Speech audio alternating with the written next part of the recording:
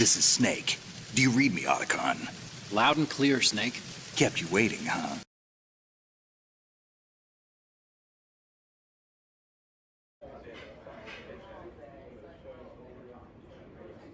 Okay, hello, good morning, everyone. How are you today?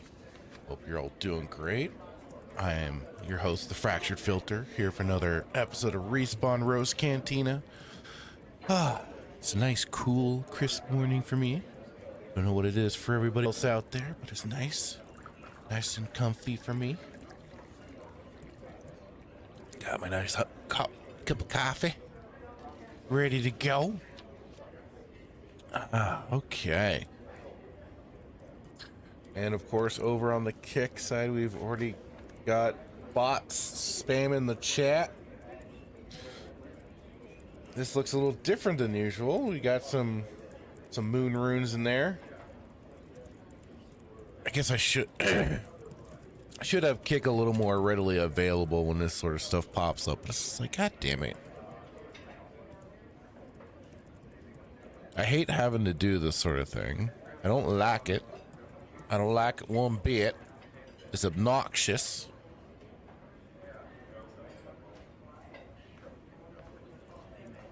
But you have to do what you have to do. It's always the same fucking look. Just go away. Jeez. Wow, sorry to start things off quite like that. But it is what it is. It is what it is. And so far, so good. Although, dang it, I dropped frames. Which I'm really wondering if it might be my cord. I'm really wondering, because I've done everything I can to make sure things work proper. Anywho. Shall we get into our usual morning start to see what came out on this day in gaming? Let's take a peek, shall we? Bada boom, bada bing. And starting out, I don't know if that's strong, but Dr. Jekyll and Mr. Hyde NES, which I think I mainly heard of that one thanks to good old Angry Video Game Nerd that did one of his I think it was one of the earliest reviews too.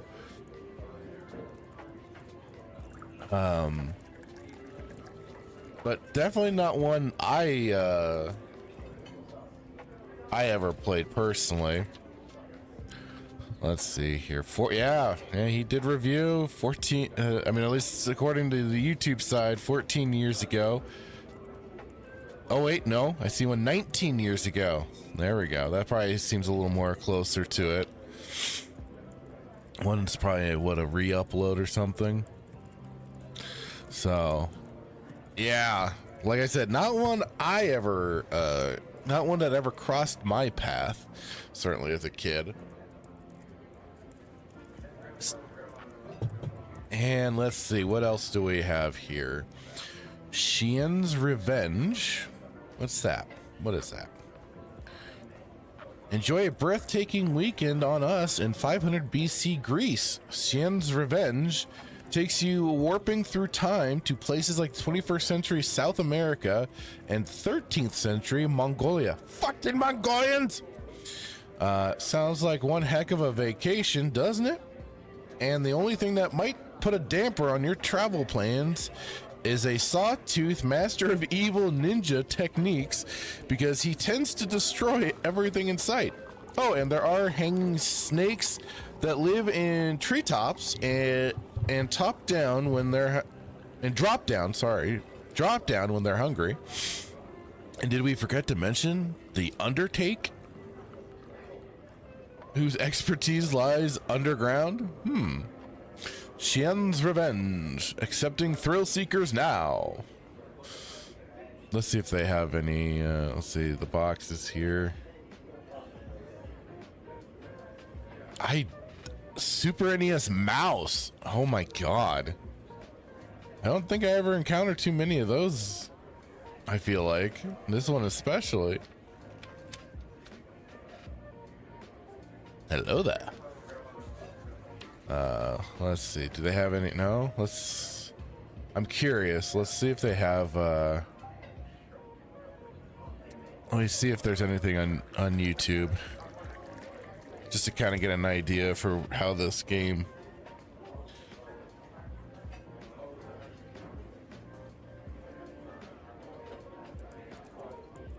I don't want voices though. Let's see if I can get something that'll.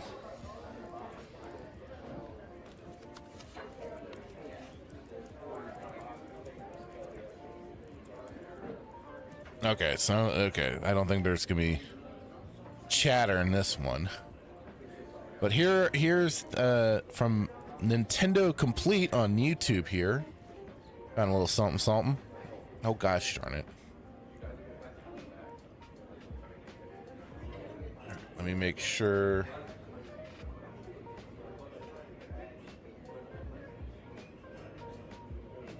I'll kind of skip through it too, just so we can just kind of jump around and check this out. Let's see. The winds howled, and when soldiers felt the fangs hidden in the winds, they fell without a sound. The name of the winds, Xian and Asuka, in a world that has not yet grown tired of its civil war. Wow, this sounds entirely different than what I just read on that damn page. There are still ninja who are proud of their invincibility. Xian's flying stars can pierce shields, armor, and soldiers. His mighty sword can slice through them all in the blink of an eye. Asuka can manipulate her flying stars through willpower, and soldiers fall before they have time to get out of the way. When these winds passed by, the bodies of slain soldiers lay in their wake. Before long, it was over. Or so they thought, but soon trouble appeared. From out of nowhere, grotesque creatures appeared to kidnap Asuka, and in the blink of an eye, she vanished. Only a dazed Xian is left at a loss as to what to do. Demanding the return of the captured Asuka, Xian begins his solitary struggle. Oh boy! Good morning to you too, Joker. Hope you're doing well today, sir. We're just checking out a little something really quick here.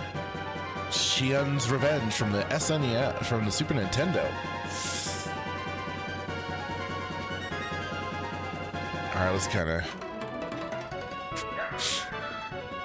This is I did see it. It said it was using the Super Nintendo mouse, so this must have been an interesting play for sure.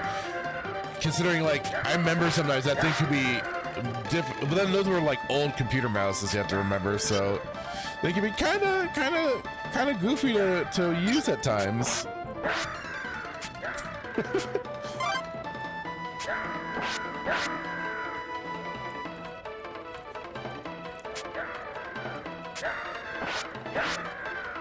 So it does look like you go through you got the different stages, different monsters you're fighting.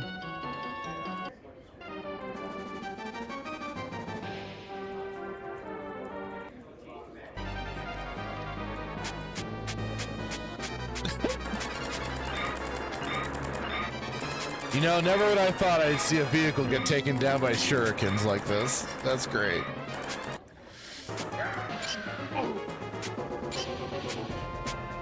And even blocking bullets with his ninja knife there, his kunai knife or whatever. Okay, I just had to take a look at that. I was like, what is this? But like I said, it sounds so different than the way it was described. But I guess that is what you end up doing. You end up going through time. Joker saying, well, here we go. Well, after seeing WrestleMania lineup yesterday, let's just say my commentary later tonight might be, let's say, colorful. I saw the Saturday night. I'm like, isn't that basically the whole lineup? That what anybody is most interested in? It's still supposed to be a 2-night event, right? I was very confused. I was like, wait, Wait, I thought you guys are splitting this up. It looked like they had their whole big block on the first night. They're not even trying to split it up. I wonder what's going on over there. What's going on? Oh. All right, let's see. What else did we have on the list here for games that came out today? Speaking of wrestling, Zen Nippon Pro Wrestling Oja no Tamashi. Let's see here. Zen Nippon Pro Wrestling is a sports game developed and published by Human Entertainment, which was released in Japan in 1999. Let's see, we just got the cover box art there. Oh, look at those. Those are glorious looking belts. That middle one's kind of odd, but quite the belts there. Let's see, do we got any other? Okay. There we go. Okay, so PlayStation 1 era.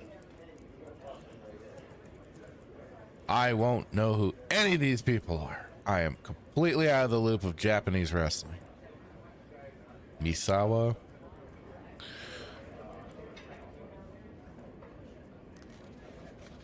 Graphic wise, even for the PlayStation, doesn't look half bad. Now, oh wait, let's see. Is that Vader? It is! We got Vader up in here. Let's go.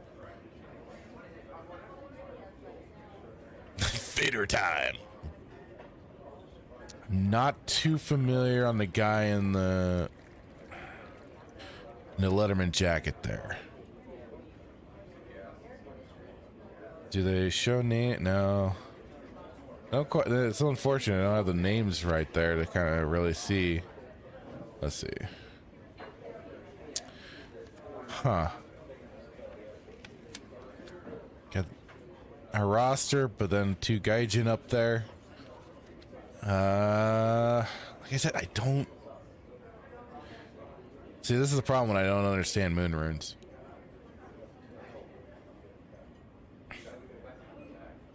All right, let's see here. Let's see if again we got anything for the YouTube side.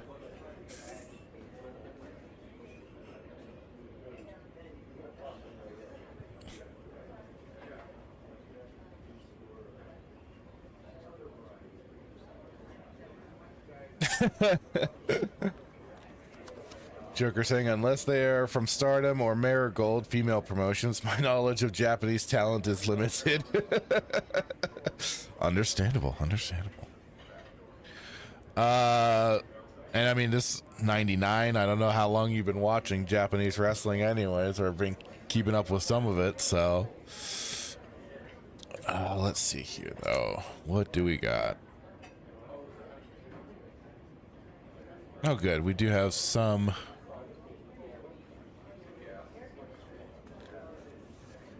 Let's see. What would be? The thing I'm mainly curious about is, like I said, I recognize, of course, Vader. How could you not?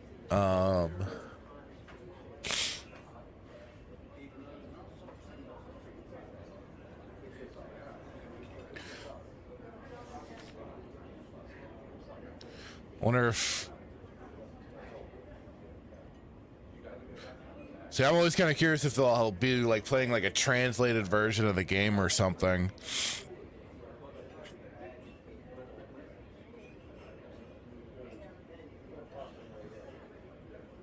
I'm just kind of.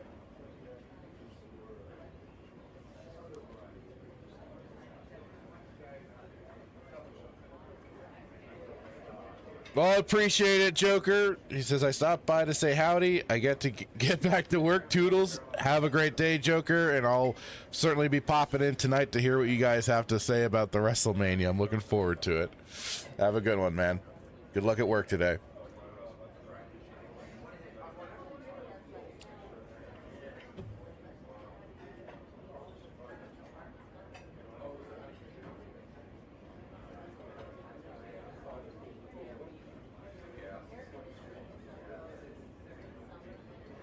He's just chilling.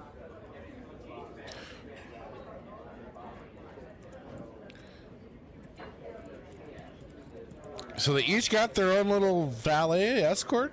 Look at that.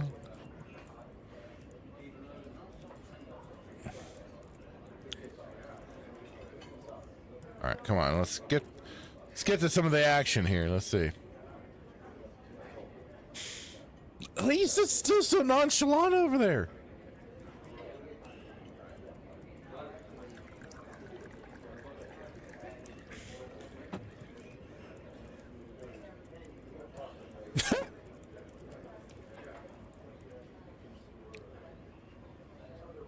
I mean, this for about. Although this seems even slower than some of the WWF games and stuff on the PlayStation. Really. But it could just be these particular wrestlers.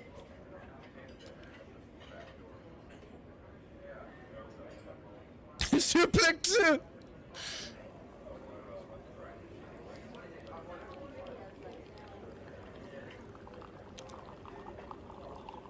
I expect the big guy to be kind of moving a little slow with probably power moves and stuff like that, but the little guy. Oh, steamrolled.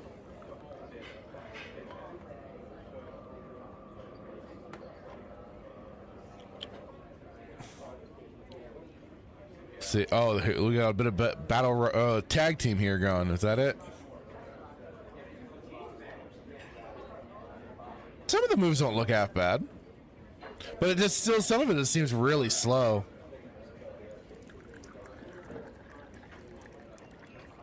But again, PlayStation era and everything. I don't know, he's moving. This guy's moving a little faster.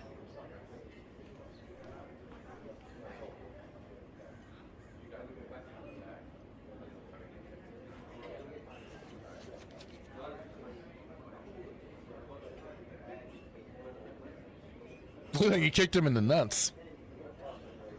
Oh, and a tag in. It's kind of interesting that there's so. Wait, is it a no? I was gonna say, wait, is it a handicap match going here? But I also just skipped right to this. I don't know the full context of the match.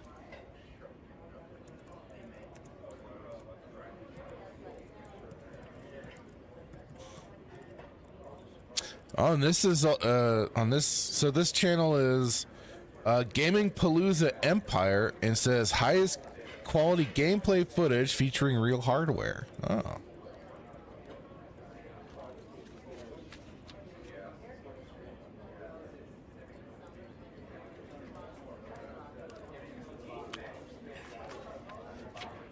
Well, okay. Oh, and I didn't even have the sound on. Oh well. But that was that was Zen Nippon Pro Wrestling.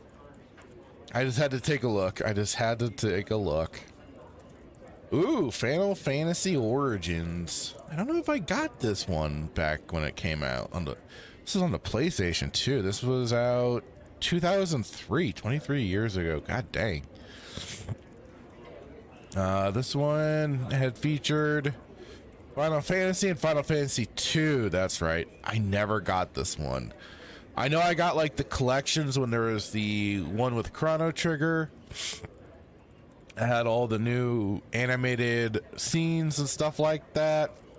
And which was that also, I'm trying to think if that was also what came, if it was packaged between that and Final Fantasy 6. Let's see.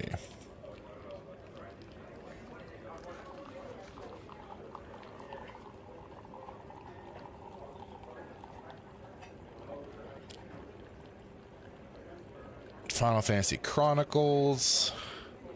Yeah, okay, that's so yeah, that was Chrono Trigger and Final Fantasy 4. Interesting. But I mainly got it for Chrono Trigger.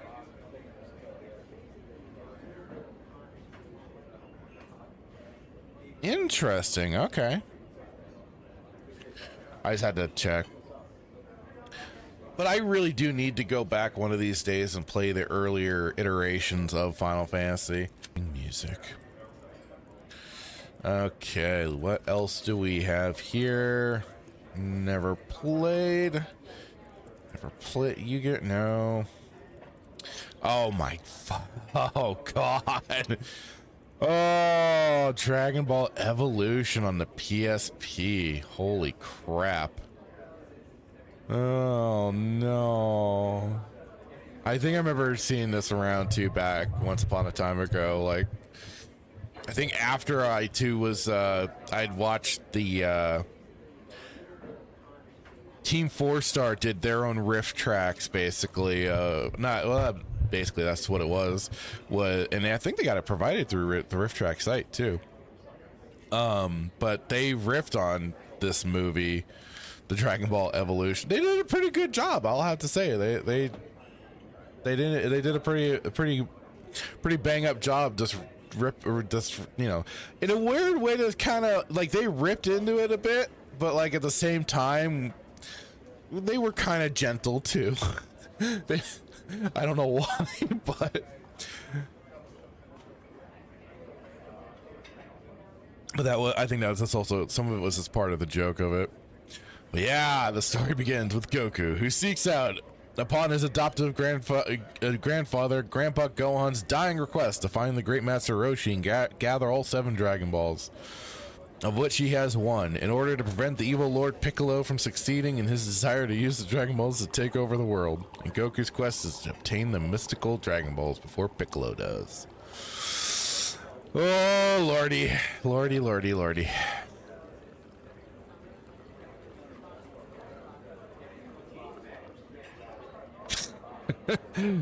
So can you some of the characters, can you guess who's who? I mean, the Piccolo is kind of obvious if you know the series, but like even then it's like who's supposed to be who up in here?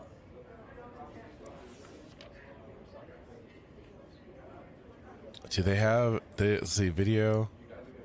Oh, they got some combat up in here. Let's kind of do a quick little peek here. Quick little peek.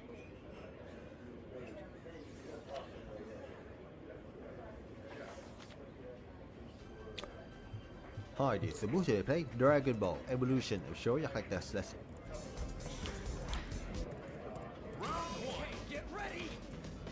Oh no. I don't know if it's better or worse than most American dubbing. This is the wrong. The only time that Dragon Ball Evolution came close to looking like Dragon Ball.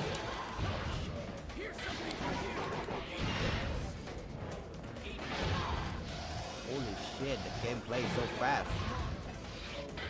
He shot it.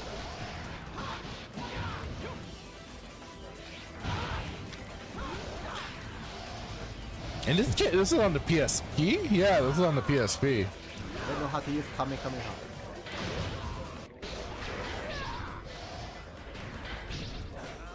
Block that damn.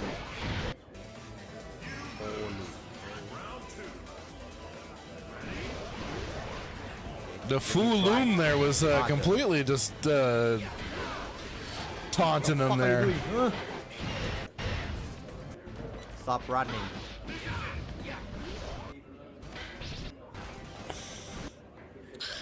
Oh boy, Bulma uses her guns gameplay.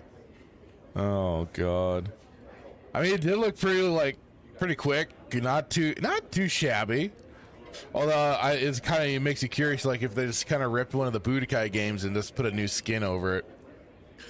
Oh Christ almighty! I remember hearing about that movie too, Dragon Ball Evolution, before it dropped. It was like, oh no.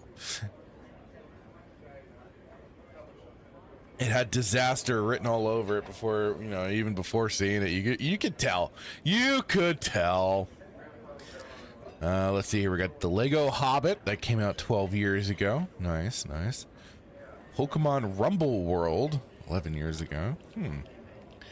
Let's see. Star Wars 1, 8 Doors, Cross Obelisk, Avoid the Stalin's Purge. Okay, Macintosh and PC. This is out today, folks. You can avoid Stalin's Purge. So Avoid Stalin's Purge is an action game developed and published by DNCG, which was released in 2026. Released this year. Look at that. Avoid Stalin's Purge. I'm gonna guess, yeah, PC. That's an action arcade game. So let's see if it's... I'd have to imagine it would be on old Steam. If they say PC. So let's see that really quick. If it's on there. Oh, there it is. There it is. We got Stalin's Purge. Welcome. Oh, why am I hearing welcome? Oh, hello. Thank you for following. Thanks for the follow, Effie Hisavy. I probably butchered that. I'm sorry. We're at work right now. Pulled up for the next stream. I made a Discord. Thank you for the follow. I'm glad I could actually hear the alert this time. But I think I need to keep it up long. Need to have it stay there a little bit longer. But thank you very much. All right, let's see here with this Stalin's Purge. Let's see, what do we got here? 1937 Soviet Union, the Great Purge has begun. Play as, oh god, Zinoviev Bukharin or, oh boy, Trotsky, and evade the merciless suspicion of the General Secretary. Survive the flames of the Great Purge until the end and engrave your name in history. Oh Lord, let's see here.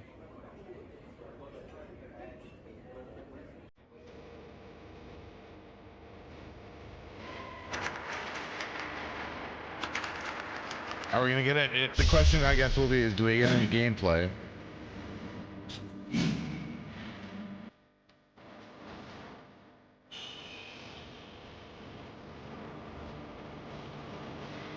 God.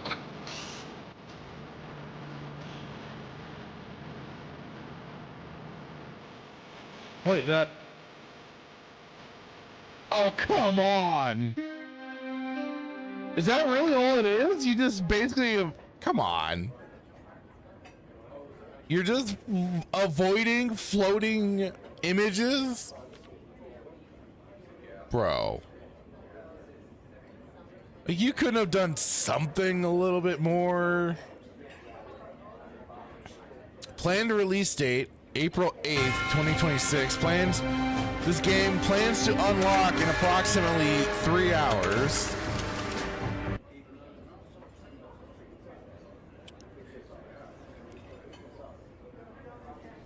Bullet hell, so survive the flames of the Great Purge until the end and engrave your name in history.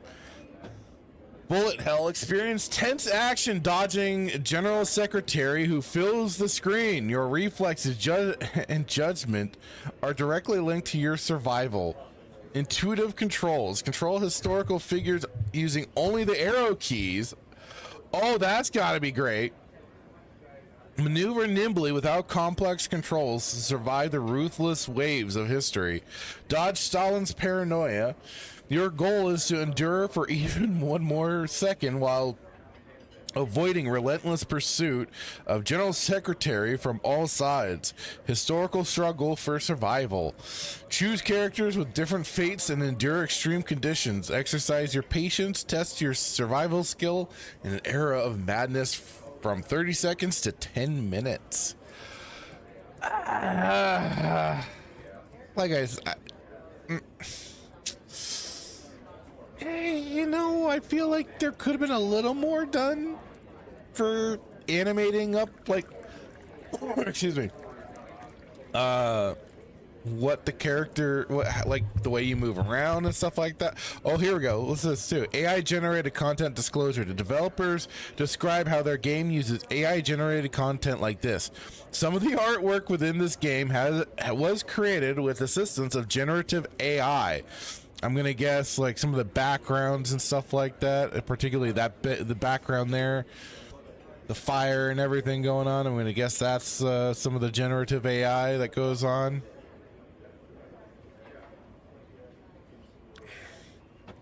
I mean, the thing is I do just only see this as saying add to your wish list. I don't see anything pre-order. I don't know if it's going to be a free game.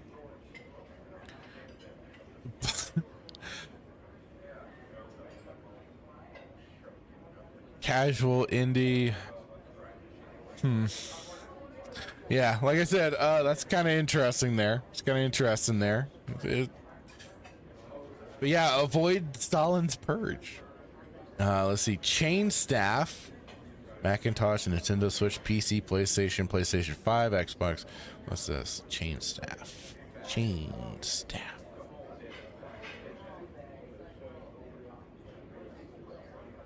Alright, let's just go back. Our planet is under attack.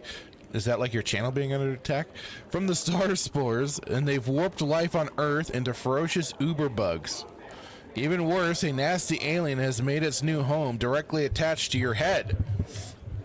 Like the head from MTV back in the day? That show? But it's not all bad news. Your new best friend has provided both the strength to fight back against the mutated horde and control over a weapon that can tip the balance of battle in humanity's favor, the Chain Staff. As you traverse the surreal landscape, you'll encounter your fellow soldiers stranded in harsh environments. Do you rescue your comrades or listen to the alien voice in your head and harvest them for upgrades? Oh no! If you can persevere and defeat star spores, perhaps you can save everyone, including yourself. Oh no! Oh no! All right, let's see it. Okay, this says PC. It's got a PC, so let's bring up Steam again. Come on, Steam. Let's go. Come. Chain Staff. There it is.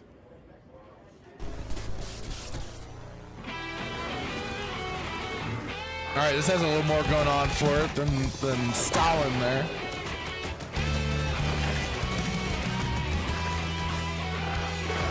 Looks like action platformer, side scroller type.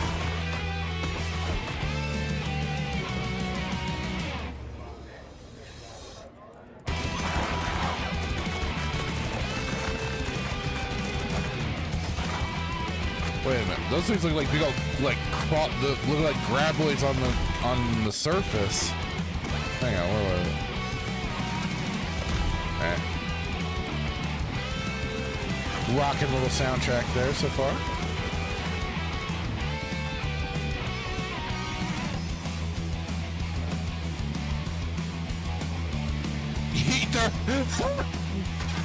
Hang on, let's go. I want to go back to that. So decide. There's multiple endings in New Game Plus, but you can rescue them, eat their heart, or suck their brains.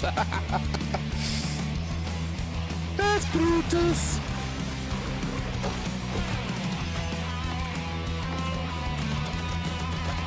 Upgrade human and alien. Original soundtrack by Broforce composer. Okay. Prepare for an epic adventure, dudes.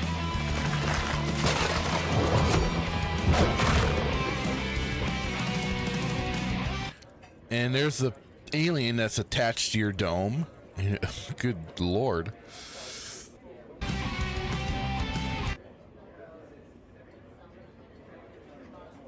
Let's see what else it is. Let's take a look at mutated turtle.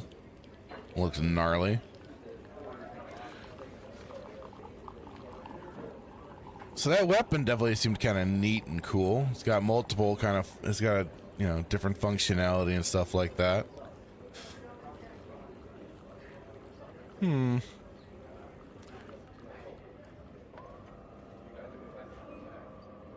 Although there is a part of it, let's see. Upgrade the chain staff, more damage, add chain segment, and faster charge time. Seeking shot, low damage, hive missile, version 1, tech points. Why is GOG blaring at me? Oops.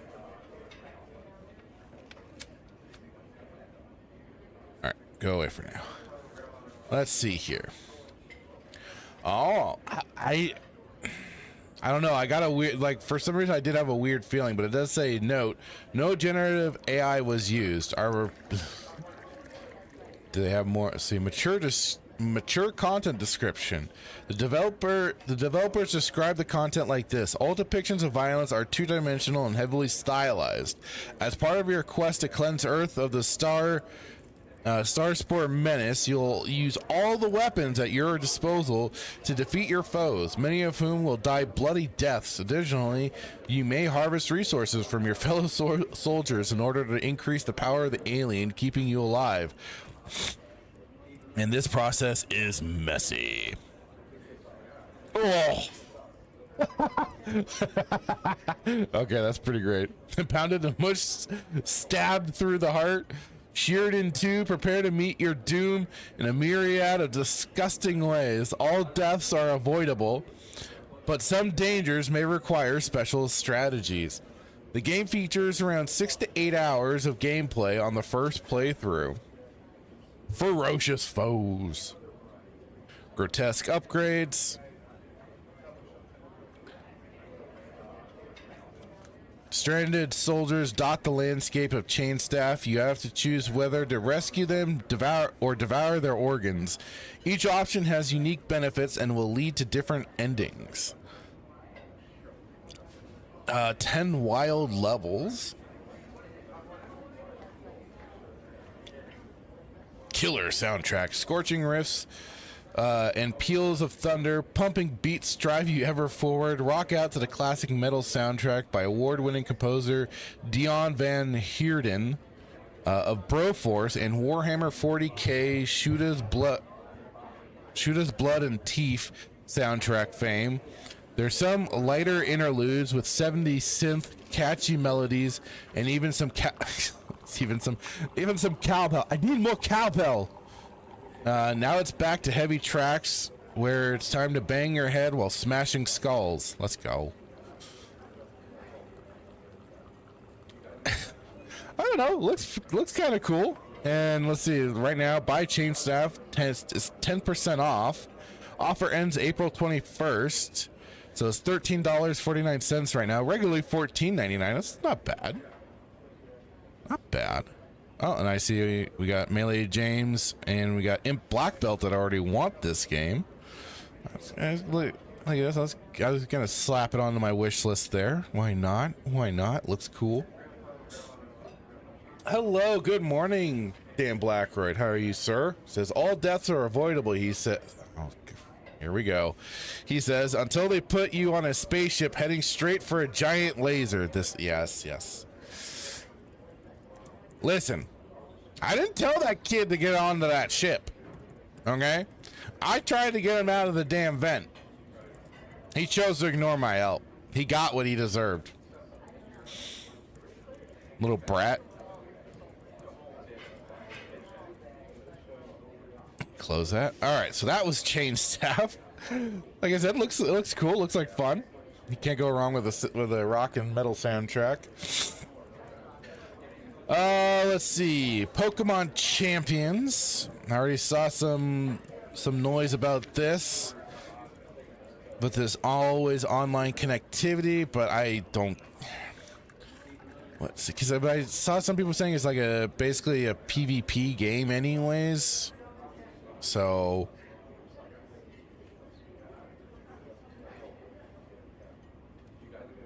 Pokemon Champions is coming to Nintendo Switch and compatible smart devices. Enjoy traditional Pokemon battles using familiar mechanics such as Pokemon types, abilities, and moves, enabling rich and varied battle strategies that trainers know and love. Pokemon Champions also supports cross-platform battles between Nintendo Switch and compatible smart devices. Compete against players from all over the world in ranked battles, or go for some easygoing fun in casual battles. You can also play together with family and friends in private battles too. See, now that I think if you have private battles and it's like on the Nintendo Switch, I don't see where always needing an online connection is necessary, because that should just be local play. and not needing an internet connection right there. Pokemon Champions will also be compatible with Pokemon Home, the cloud service for Nintendo Switch, and compatible smart devices, allowing you to partner up with certain Pokemon from past games in the Pokemon series and Pokemon Go. So there's that. Now, Samson, I feel like I've seen around.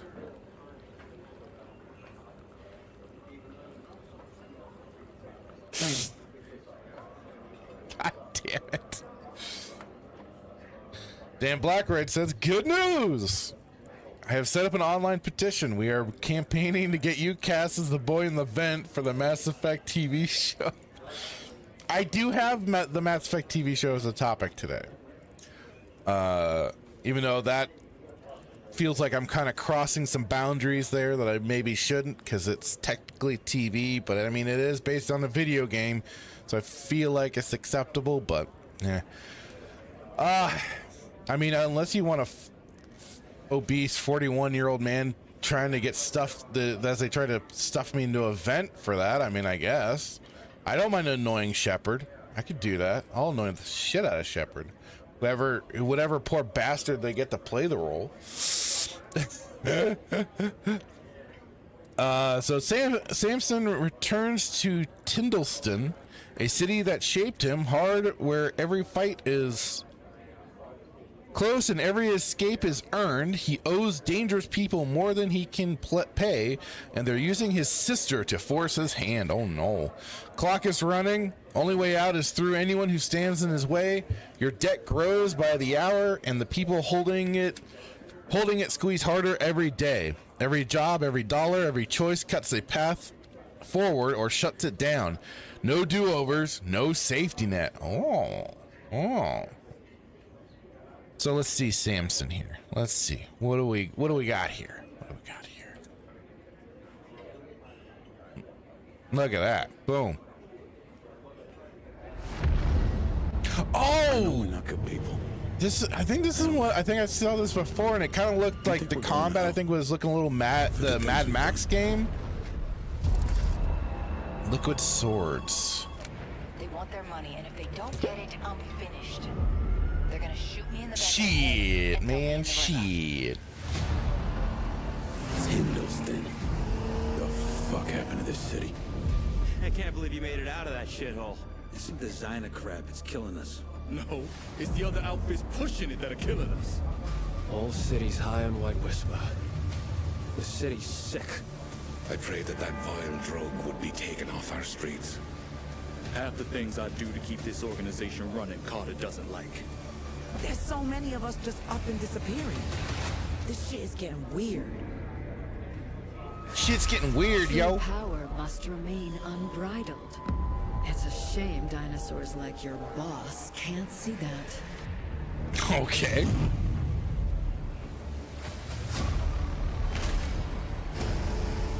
Fuck you, Carter!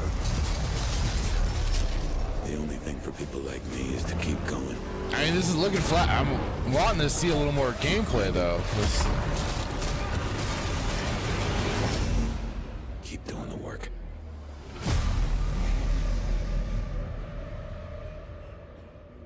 Wish list now.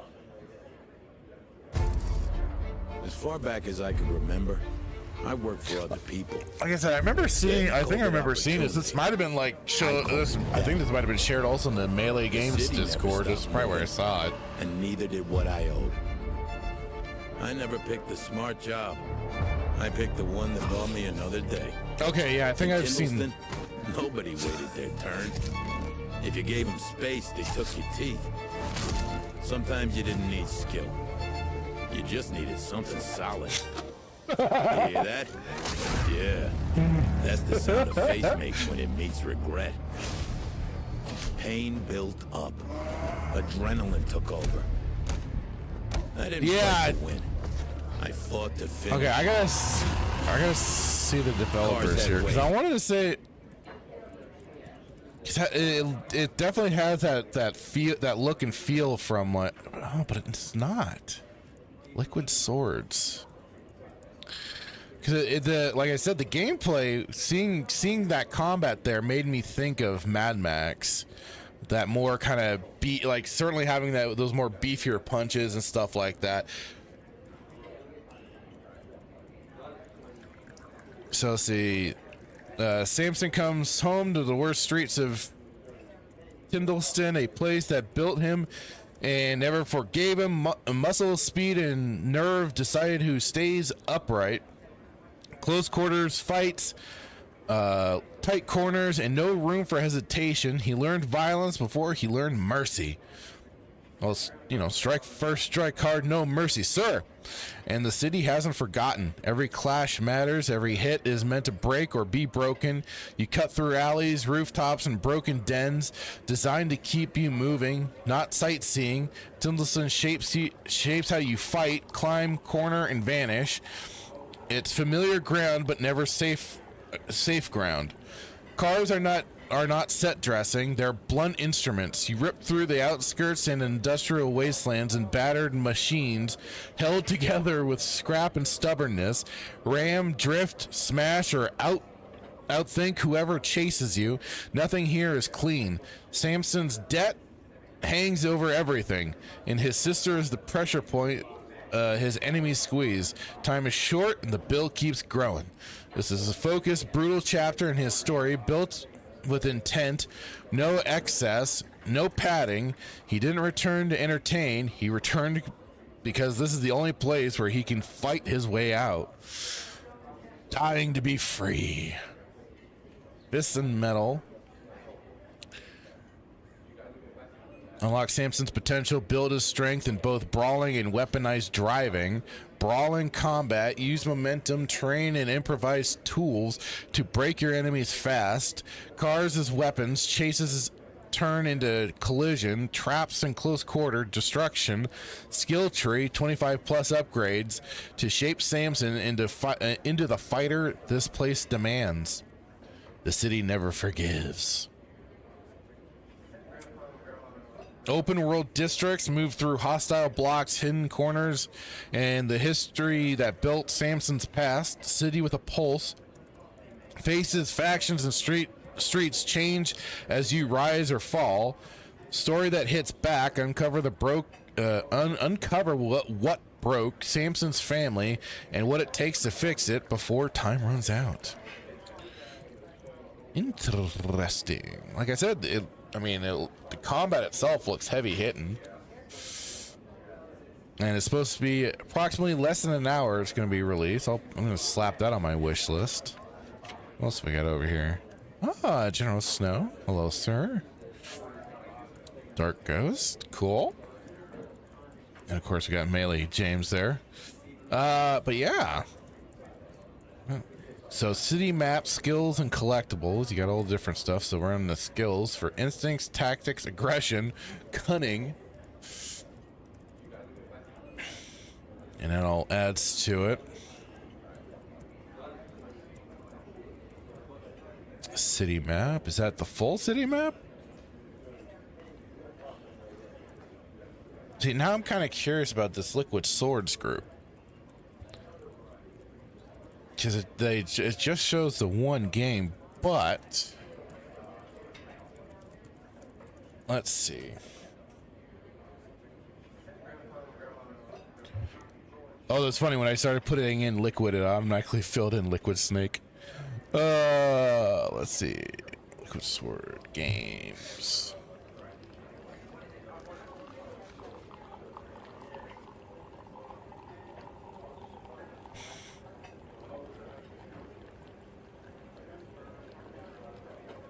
So, at their site here, Liquid Sword Games, with their advertising, of course, Samson. Our motto: zero nonsense video game development. Game development has become so full of distractions that affect quality and motivation. I want to change that. Christopher Sundberg, founder and chief creative officer. Creativity unleashed, our story. When the rest of the world was grinding to a halt in 2020, Christopher Sundberg was gearing up, having co-founded and managed Avalanche Studios. Okay, so yeah, that's because Avalanche Studios, I believe, was the development company that did the Mad Max game. Which the Mad Max game wasn't bad. The vehicle combat was pretty cool. It just kind of sucked that we didn't get a proper Mel Gibson skin for Max. Let's see. Pretty sure it was Avalanche. Yeah. Okay, yeah. They did do the Mad Max game. Okay, just had to at least look and see on that one. For more than a decade, he had experienced the entire life cycle of a video game several times over. He watched as an abstract idea grew into a studio and then game and then another game and even bigger studio. Everything was growing and getting louder, drowning out the craft. Meaningless buzzwords, insatiable stakeholders. I mean, that the stakeholders and everything, that's probably stakeholders, shareholders, whoever it may be, that's investment and all that. They are the biggest probably problems because they're investing, they're then have expectations, and they can force that just as heavy as any, you know, overbearing company like an EA, Electronic Arts or something like that. Overcomplicated processes. Instead of turning his back on an industry that had been close to his heart for so many years, Christopher rallied Gor om Gorat, as they say in Swedish. Do it again, do it right, do it in the way we used to. When game development was still fun and creative, this is how Liquid Swords was born. Our kitchen is deliberately small to ensure that we have just the right amount of cooks and the best ones. Studio members work closely in tandem, taking advantage of both veteran experience and fresh eyes. Together, we're setting a new standard for game development, one that prioritizes creativity over crunch, and inclusion over silos, and quality over quantity. This is our world, and these are our terms. Well, good for you. Work with us. We've gotten rid of crunch, useless meetings, and unnecessary stakeholders. Basically, all the nonsense. But maybe we're missing. What we're missing is you.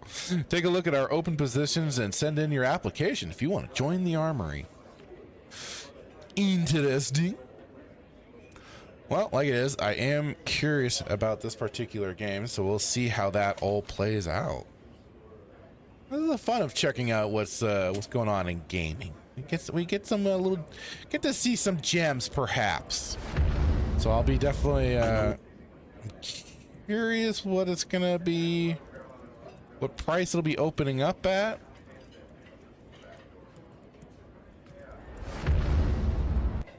Oh, there it goes. It just popped. $24.99. It's not bad.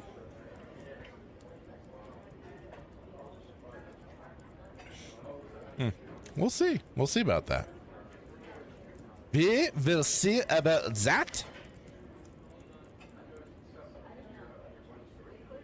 Okay, what else do we got here?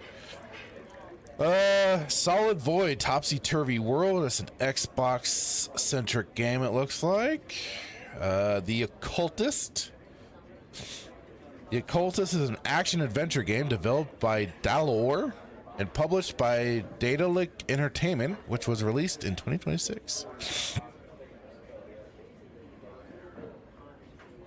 Well, let's see. Jam Blackbird headset, absolutely. The one true clone. And then said all the way down to sausage. Did I say sausage holders? I may have.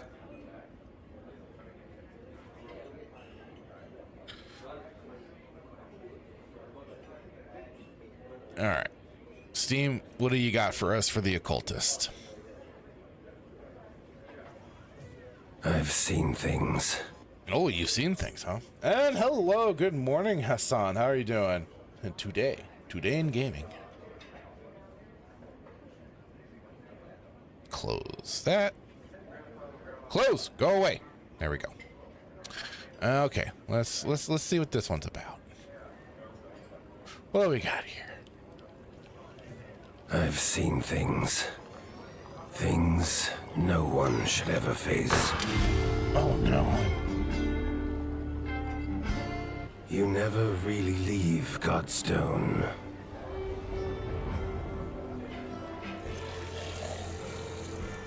Sounds like it could be a Malkavian. It clings to you. Or not Malkavian, Nosferatu.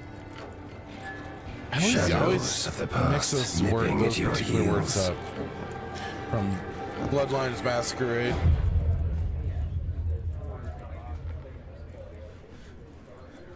Oh, I see. Dan Black was saying no, I was saying they follow the stakeholders. Gotcha.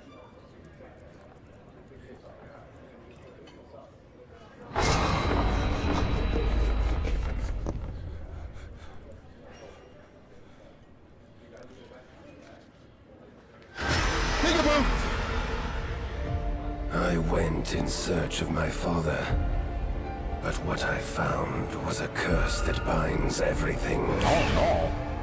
Living or dead.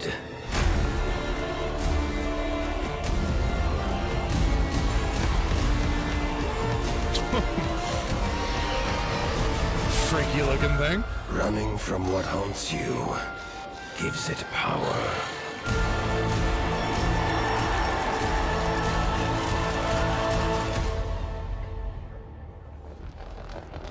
Welcome to hell.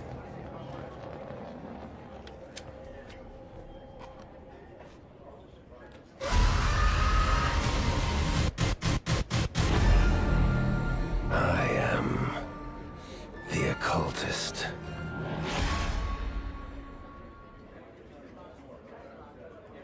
So it is a single player adventure, investigation, detective, puzzle,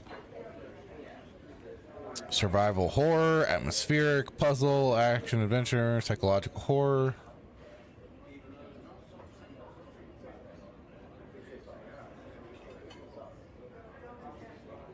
Looks gnarly.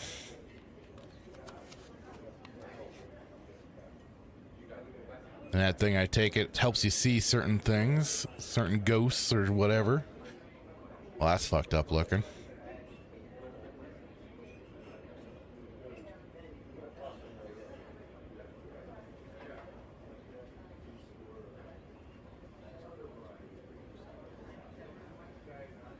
Voices.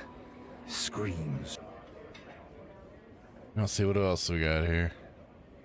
Not my particular cup of tea, but it sounds interesting. Story and setting: occultist paranormal investigator Alan Rebels travels to the mysterious island of Godstone to determine the cause of the sudden disappearance of his father. Even though he mentioned the island repeatedly over the decades, all that Alan really knows is that his father was born and spent his early years there. However, Alan does not travel alone. He carries with him a mystical pendulum, an object of unknown origin, and accompanied him on all his past paranormal investigations. As he explores the foggy streets and maddening buildings, apparently being the only things that remain on the mysterious island of Godstone, it becomes clear this will be a case unlike any other. Godstone was inhabited until 1950 by an infamous macabre cult that performed disturbing experiments and cruel rituals. No one has ever set foot on the island since until today. Using the paranormal talents, Alan must interact with the ominous souls that seem to remain in the foreboding streets and buildings left on Godstone, or avoid them at all costs, should they be wrathful. Being a paranormal investigator, none of this is new to Alan Rebels. The mysterious Godstone, however, and his search for answers to his father's disappearance put Alan's skill to the test. More than any investigation before Godstone shakes Alan's convictions of what is possible in the world of the occult. Maybe Godstone hides a curse that can be lifted, but should it be? The mystical pendulum, most important object for Alan. Through it, he is able to interact with the environment and modify it due to 4 unique and original mechanics. First person action, survival horror. Don't care about next gen graphics, hide and sneak. Not bad. Like I said, it's not up my alley, but who knows? Yeah, there we go. Those are some of the games for today that have certainly come out. Son, Keith David rocks up. Rocks up. Welcome to hell, motherfucker. Oh no. Oh no. Well, and look at that. Even got a couple of good little gems in there today. You gotta love that, especially checking that stuff out, and then you see, hey, what's out today? Even look at here. Look at here. All right, now.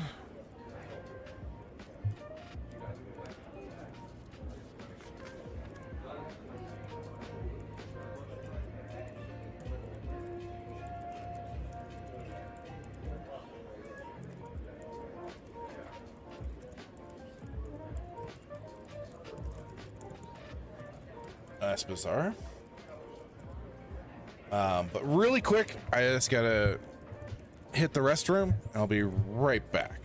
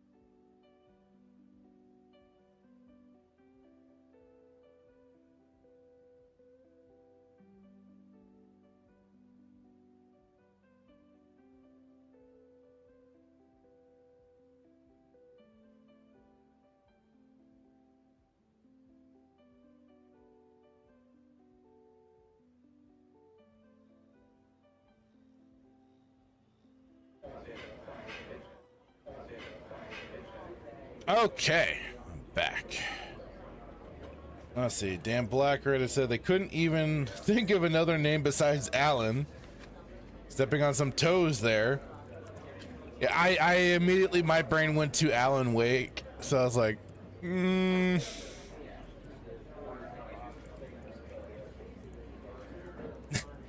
Hassan says, I know, right? They should have used a cooler name like Bob or Toby.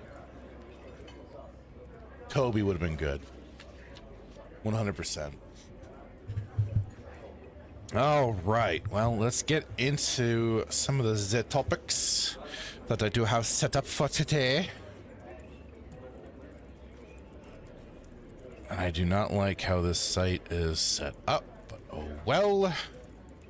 It is what it is. Now, the reason why I certainly went looking and I just went with the website that was shown was my buddy Duke Dazzard, Dasmorto, whatever. He had sent me the basically just like a screenshot of this, and I mean, needless to say, I'm not surprised, but yeah, here we go. Here we go with Mass Effect. Here we go, everybody. So Mass Effect TV show ordered to rewrite scripts and make them quote-unquote more appealing to non-gamers. Don't you just love that? Critical mass. Let's see. Amazon has allegedly, so that's where this other part comes in of, you know, we could just be hearing rumors and whatnot that there isn't. It might not be true, but you know what? Considering Amazon, what they've already done to things like Rings of Power with Lord of the Rings and stuff like that, are you going to be too shocked that they mess around with the story? And I mean, if anything, they're going to make the subversive things that's already in Mass Effect as it is just more apparent and just more in your face. And of course, then you are forced within the narrative of TV, and you don't get the ability of the game itself being able to make certain choices. But even, I mean, let's face it, some of those choices were just more an illusion, because they still, you know, they still retcon, they still forced certain things, especially towards the end in Mass Effect 3. But I mean, even since Mass Effect 1, they were out to make certain things look bad. The idea of people that was it the terra firma people, they were, you know, how dare you want to support your own basically the human race, how dare you support Earth, how dare you. The idea of like having, you know, nationalistic sympathies and everything. And that was where even like Ashley was kind of in an odd place where it's like they kind of like in a weird way tried to soften some of it through her, but even then the thought is bad. And then of course, you know, much through then the games between the relationships and stuff like that, and then of course they turned Blandy McBlanderson. Oh Christ! Now I remember the guy I now always sacrifice. Why am I forgetting his name? Hang on.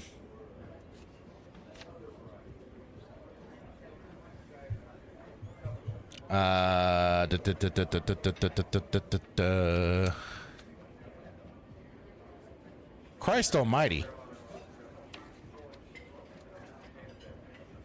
Kaiden Alenko. I completely forgot his. See, I forgot his name. He just fades into the background. But I mean, third game they suddenly turn him gay for the gay romance side, and it's like, but why? And then of course, oh God, the whiny homosexual on the actual on the ship, the pilot guy for the transport.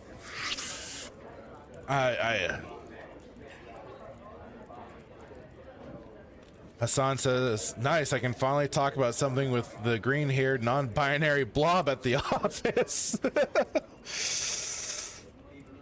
There are so many names to remember, Dan Blackwood. There's a lot, and some of you just kind of forget. Hey, I remember Morden.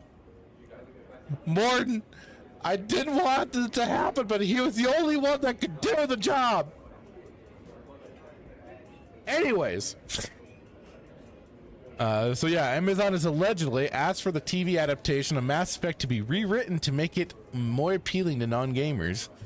Even though those would be the gamers would be the ones that would be, you know, the best ones to appeal to that would then give best lip service to a show that is, you know, also that is, you know, respectfully adapting its source material and stuff like that. But nah, why do that? Why do that?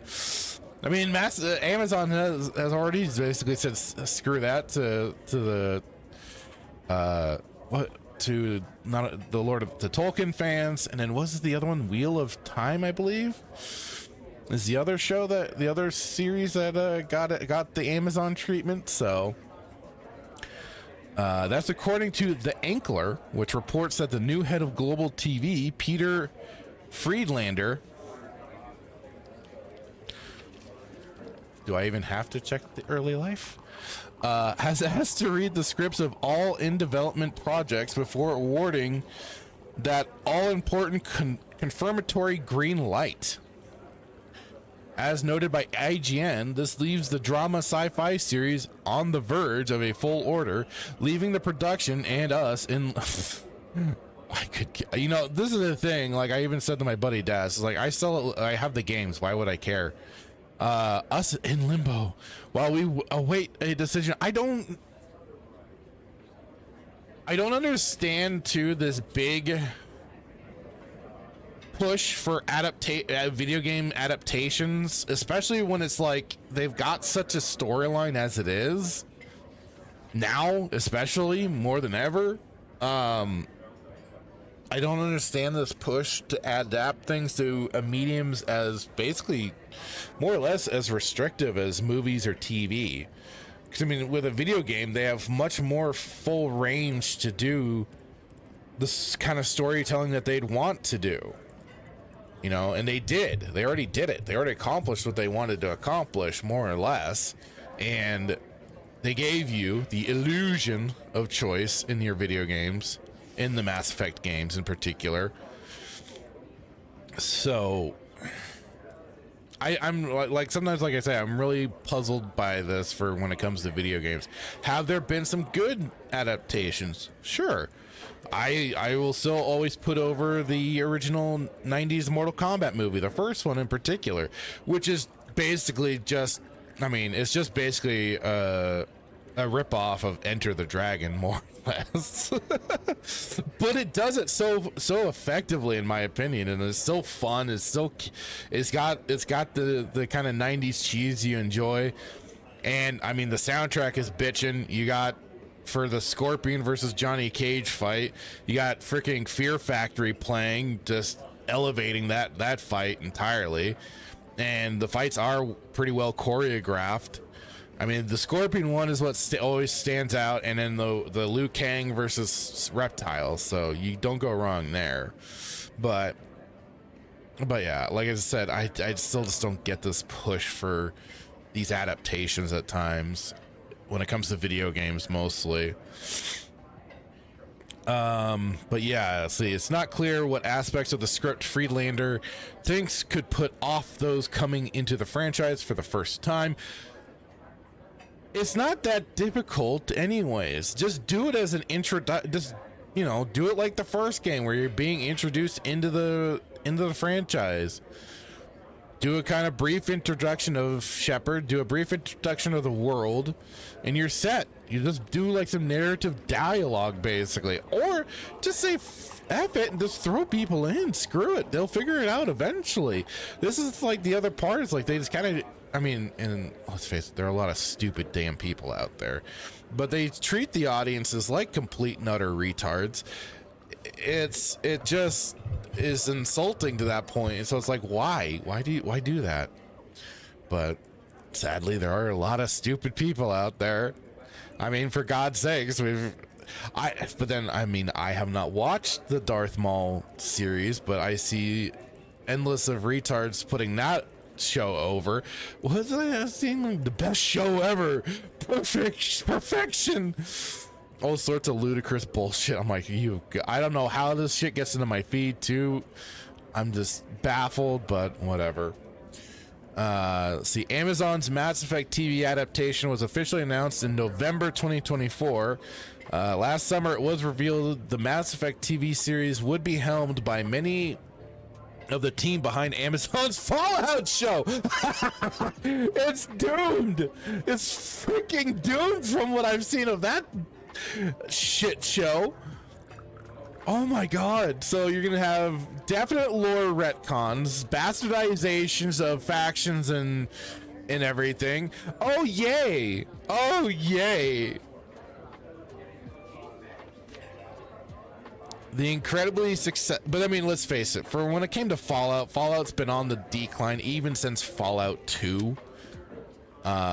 It should have just been one Fallout game, and as it stands, that's basically it. But I mean, 2 has its problems. It's just not as bad as it got once Bethesda especially got their hands on the series. But even since 2, it was on a decline, because 2 is where they started introducing all of the pop culture references and stuff like that, where they inserted the force-fed tutorial that even the original creator had problems about. So anyways, the incredibly successful game to TV adaptation that notably takes inspiration.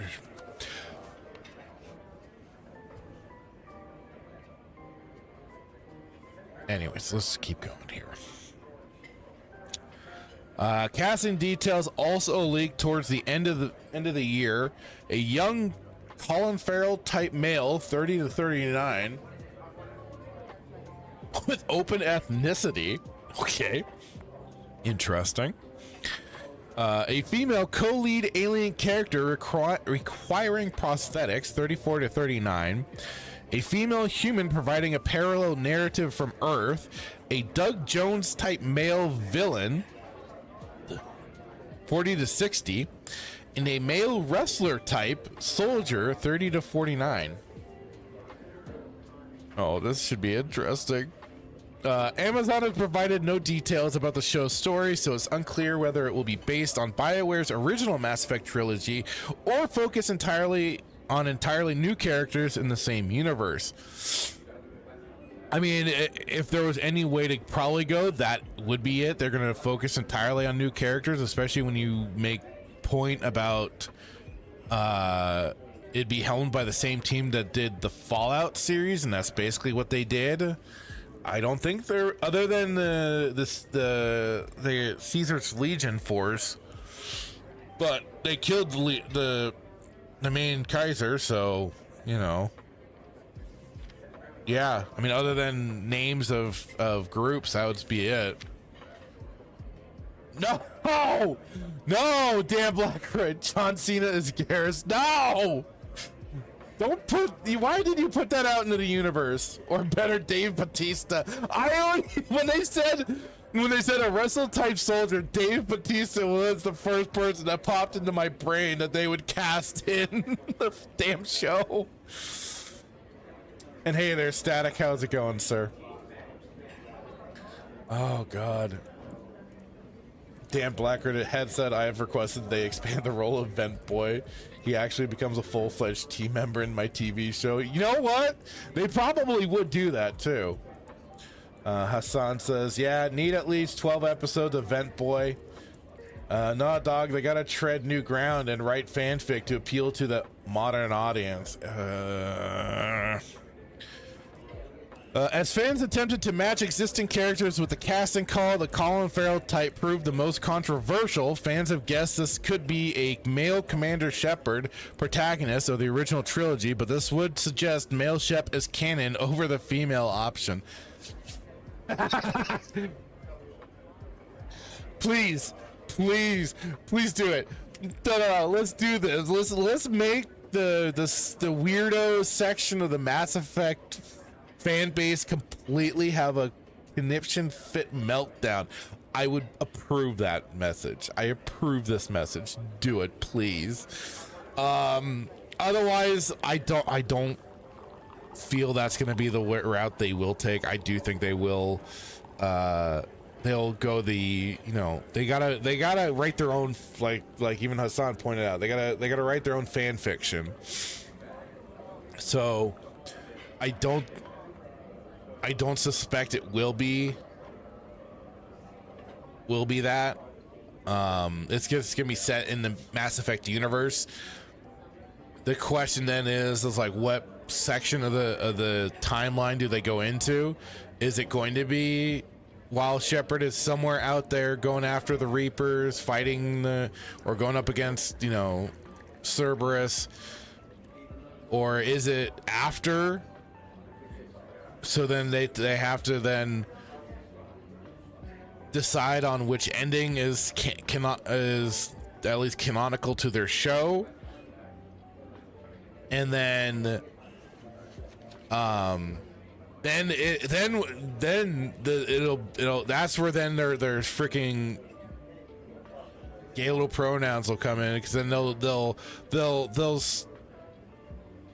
either talk of Shepard as legend, or they will talk of Shepard as in the, like, you know, close enough context that it was maybe like 5 years ago or 10 years ago since the fight with the Reapers, and they will just dance around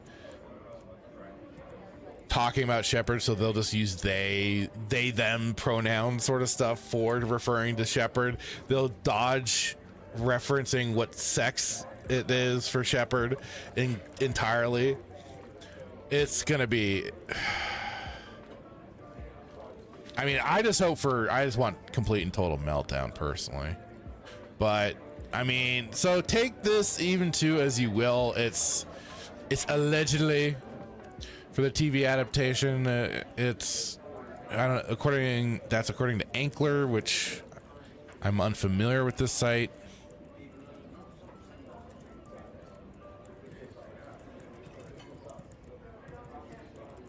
But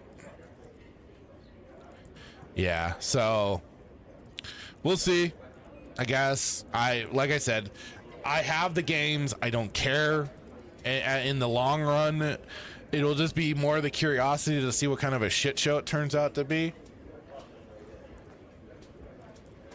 And if anything, I'd wait for people like Synthetic Man or American Krogan to fucking review the shows, because they'll definitely be also catching a lot more of the additional force-fed pause bullshit that'll be inserted into this damn show. I have no doubt. It'll be, like, again, it'll be less subversive and more just blatant and in your face than the original trilogy was. So, yeah. That is that. Hassan says, do they mean prosthetics as in missing arm, or makeup prosthetics? Makeup. So probably like, you know, an Asari or a Krogan or something like that. That's what they would mean for prosthetics in this case. It'd be, or the Turians. What is on? You can't see John's. Oh, I get it. It took me a moment there. He can't see John Cena as Garrus. Garrus will then truly become Archangel. He'll be truly an angel on Shepard's shoulder. Oh God. It will be Liara. I mean, that's the thing. Like with the Sari, with how long they could live, she could pop in a far off timeline. So it wouldn't surprise me. It wouldn't surprise me. But yeah, I again, why? Just why? This is. It's all so tiresome. That's all I can just like. That's all this boils down to. It just gets all so tiresome, man.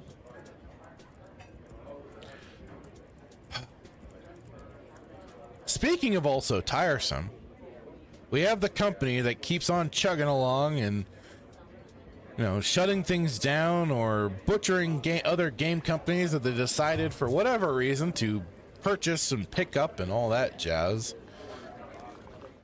But here we go. EA Games is shutting down on April 28th. That's a little misleading because it's a specific something that they are shutting down. Old EA. Publisher Electronic Arts will shut down the online services for Dragon Age Inquisition's PlayStation 3 version on April 28th, but anyone who still plays on that console or played shouldn't necessarily worry too much. This is largely going to impact Dragon Age Inquisition's multiplayer component, which I don't know if that falls under, you know, I mean, I don't know, games as a service or just, you know, still shutting down a game, because I mean that is a component, that is a side of the game, and so I'd say it still fits under like a killing game sort of situation. This is killing a side of the game. You're losing a portion of the game for that playability.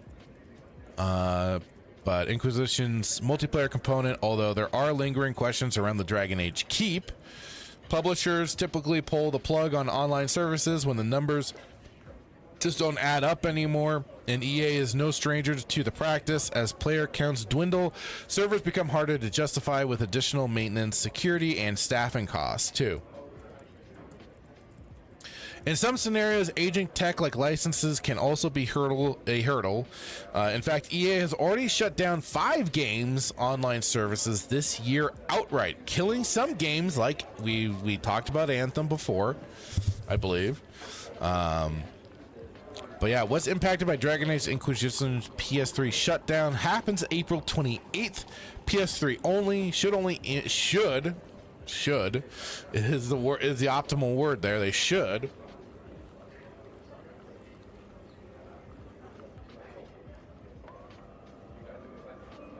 Yeah, that's kind of the question, Static. But they are keeping the PS4 servers. That's gonna be the question, right? Is it gonna affect other things? It does not seem like it'll be that extreme with Dragon Age Inquisition. However, on April 28th rolls around. First off, it's only the multiplayer for Dragon Age Inquisition, which isn't bad by any means, but it's not the main reason anyone plays these beloved single-player titles. Yeah, but you're still losing a portion of your game to play that you paid for, that you bought, that you used your hard-earned money to get the game. I'd say is a problem. Secondly, it may not be the main reason you bought the game, but I mean, it's still a functionality of the game that was included upon release. And yet, this is that problem with the whole online connectivity and stuff like that, where they can shut this sort of stuff down. You have no even ability, like say through a LAN connection or anything like that. It sounds like they're gonna axe that entirely. So, and that's where it's like, that is the sucky thing when it comes to this, because you can't even then like emulate yourself of doing like a direct connection and stuff like that. Like I remember friends and I we would play some old, so even then older quote unquote, like RTS games and stuff like that. We would just use certain programs to still be able to kind of manipulate and create an online connection. And I forget the program that we used, but we used something that would allow us to then do the whole kind of online connection and still play some of the games. Secondly, it's only for the PS3 version and will not have any impact on PC, PlayStation 4, or Xbox versions. The only thing that should be impacted is the multiplayer servers. So they're shutting down they're shutting down the servers for PS3, which have been active for the past 12 years. In theory, such closures could impact Dragon Age Keep and the ability to import custom world states, but there's been no official statement given by developer BioWare or EA. Fans may want to have some kind of backup or notation in case, but the game will remain playable for pretty much all intents and purposes. There are not even any multiplayer exclusive PS3 trophies that any Dragon Age Inquisition player on the platform should worry about. That I could say is at least one saving grace, is not having multiplayer exclusive trophies. I always find those obnoxious, because there are some games where it's just like this, I just want to play the single player side, and I'd rather just earn the trophies or achievements or whatever on that side of things. I don't want to have to play multiplayer just to kind of 100% anything. So that's at least good on that end. For those unfamiliar or simply do not remember, Dragon Age Inquisition's multiplayer saw players take on the role of an Inquisition irregular agent like Isabella or Katari in 4-player co-op. Players would then fight through various enemies like Venatori, Red Templars, Darkspawn, and so forth across 5 zones, with final zone having an enemy commander like Calpurnia or Samson. It was a fun time in all honesty, but it was never a main draw for the game. Well, regardless of that, it still shouldn't be shut down. So every Dragon Age shut down by EA. Pre-2013, Dragon Age Legends for Facebook and Google+. May 15th, 2018, Dragon Age Heroes for Facebook. September 1st, 2020, Dragon Age Inquisition HQ. November 17th, 2020, Dragon Age The Last Court. October 20th, 2022, multiplayer screenshot servers for Dragon Age Origins. Go away. Dragon Age Inquisition's PS3 multiplayer services may be ending on April 28th, but the game will continue to live on.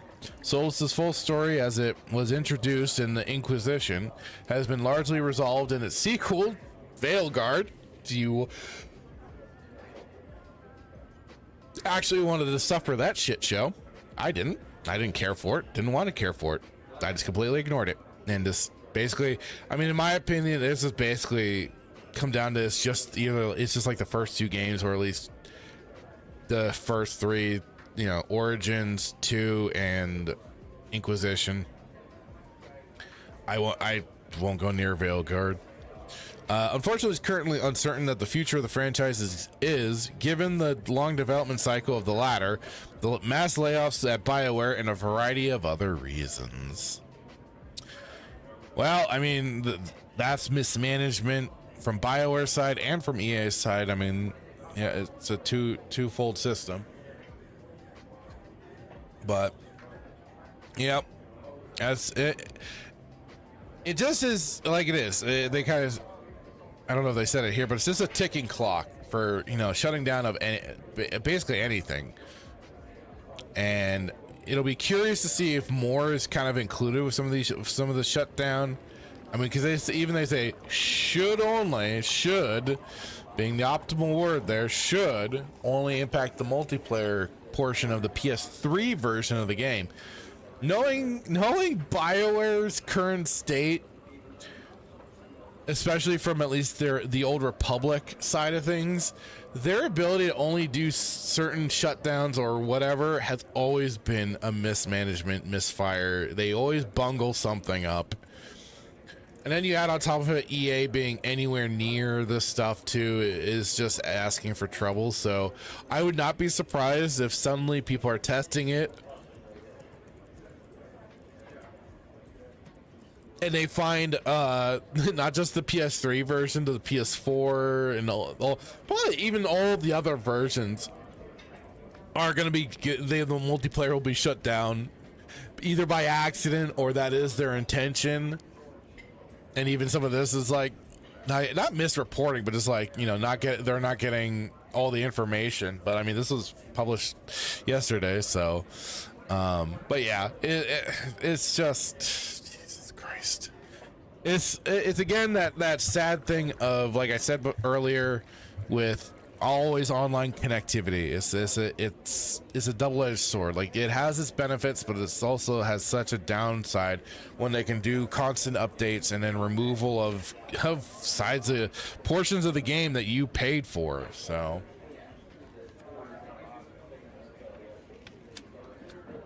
let's see. Static said, oh, there's my answer.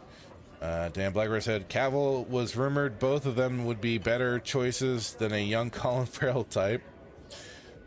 Wait, Dan Blackbird also said he's already working for Amazon, but John Krasinski could be an okay Shepherd.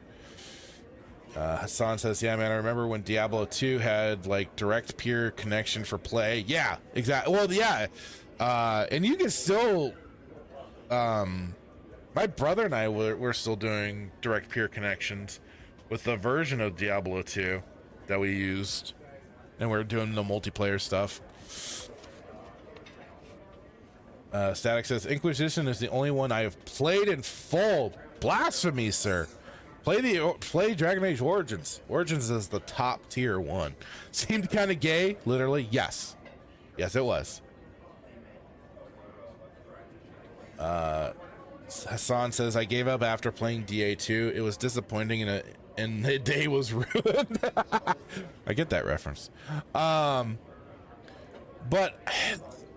Dragon Age 2 is a weird one, which sucks. I understood what they were doing, but they really just they shot themselves in the foot by the limitation of it just being in that whole zone.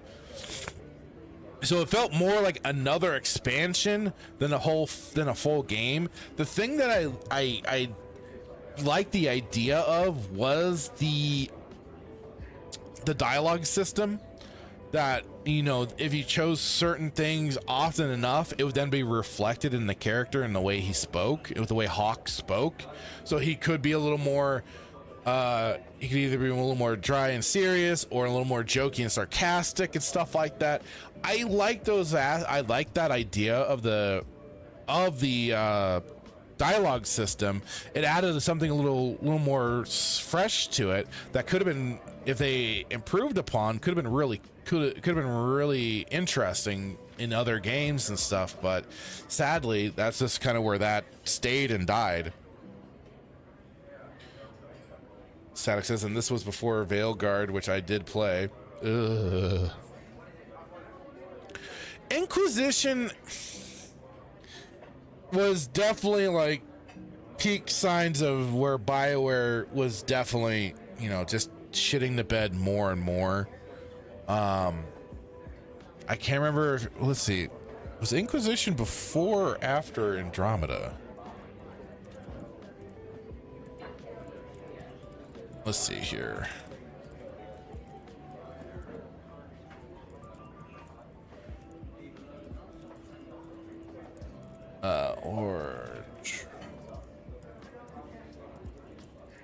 Let's see, which one was it?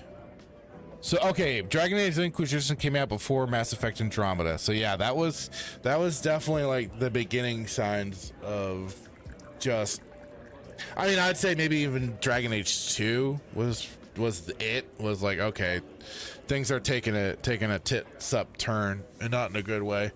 I guess Static, you could say Inquisition was kind of a canary. I'd say maybe more Dragon Age 2 was a canary in a coal mine, and then it was just like, all right, it's the full the downfall with Inquisition, which was unfortunate. It had some okay aspects to it, but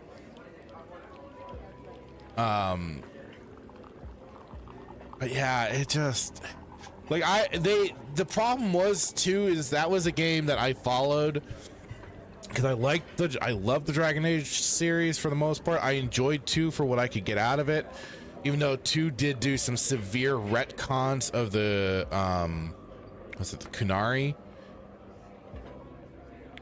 But I tried to get into it, and I did, for a part of it I did.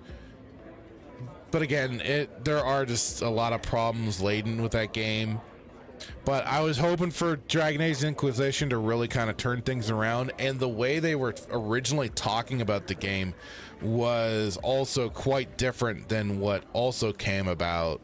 It was sounding more open world than large zones that you go into, and it was going to sound also a little more like there was going to be more of the environment that you kind of had to actually interact with in a way when it came to like trudging through swamps and stuff like that. Like it'd actually slow down your character and maybe put you in some danger.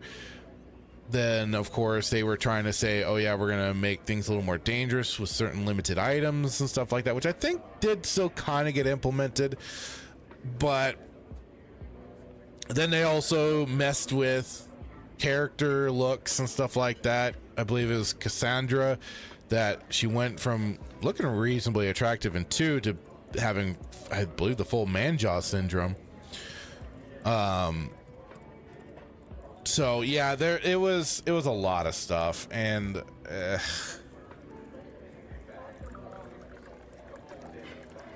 which one introduced Morgan? She was introduced in Dragon Age Origins. No, yeah.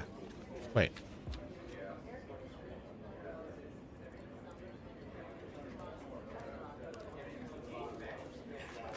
Yeah, Morgan was introduced in Dragon Age, in the first Dragon Age. And she also had a very different look originally. And that's the great thing with PC mods is that you can, you can then you can get those old looks back that they removed. Dan Blackbeard says it might have been DLC, but the Stone Golem thing was great as a party member. Yeah, that was Dragon Age Origins. That was DLC.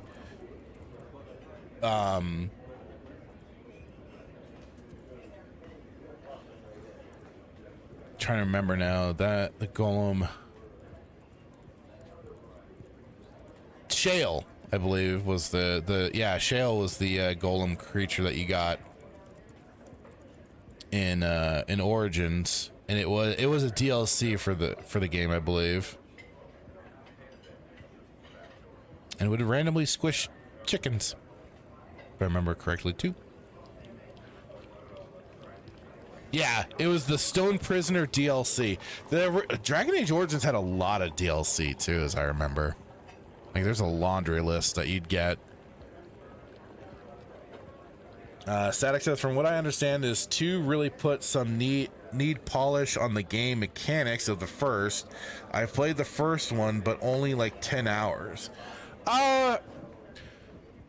Some would say that that's where Dragon Age Origins 2 is they toned down the gameplay, because that's where they also took away the kind of tactical top-down view, and they made it a lot more actiony, a little more action-packed and stuff like that.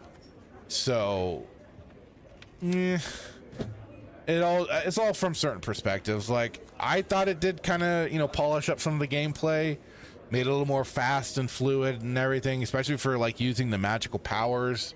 But everybody was really set on Origins, or there were a lot of people set on Origins. I understand why. The Warhounds were good too. Yeah, I forgot you could name the Warhound that you got in the first game. And then they had an expansion for Dragon Age Origins, Awakening. So I mean, they really built on the original game, but like it was after that, it just everything was just kind of shown that decline. Yeah, your Warhound dog, a Mabari Warhound. Those things were awesome. I remember, I think Ogren would talk about wanting to ride your hound into battle. Morgan, voiced by Claudia Black. God damn. Yep. And even she was she was so soon there, but god dang, you had to go for it. Dan Blackbeard says, I only played it because you got some special armor that could, yeah, you using Mass Effect. Yeah, the was it the dragon armor? Hang on. Thank you. Chiefser called it out. The blood dragon armor, which did look really cool in Mass Effect. Although, because I'm so vain and narcissistic, I like seeing my created character's face, so I didn't always use the armor.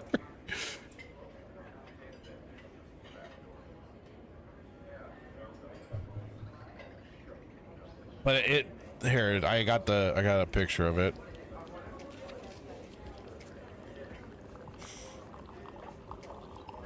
Oh god dang it. Get back here.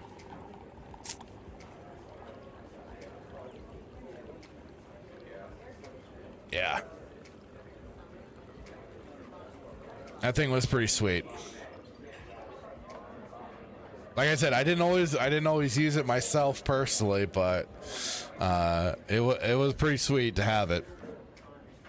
That was at least kind of cool, was that they kind of did that sort of thing.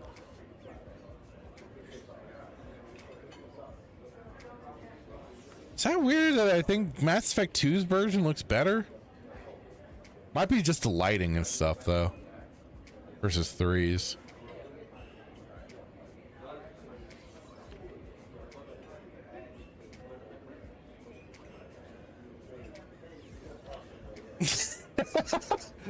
Hassan says, oh, so you're that guy that keeps running around naked in my game screaming, look at me!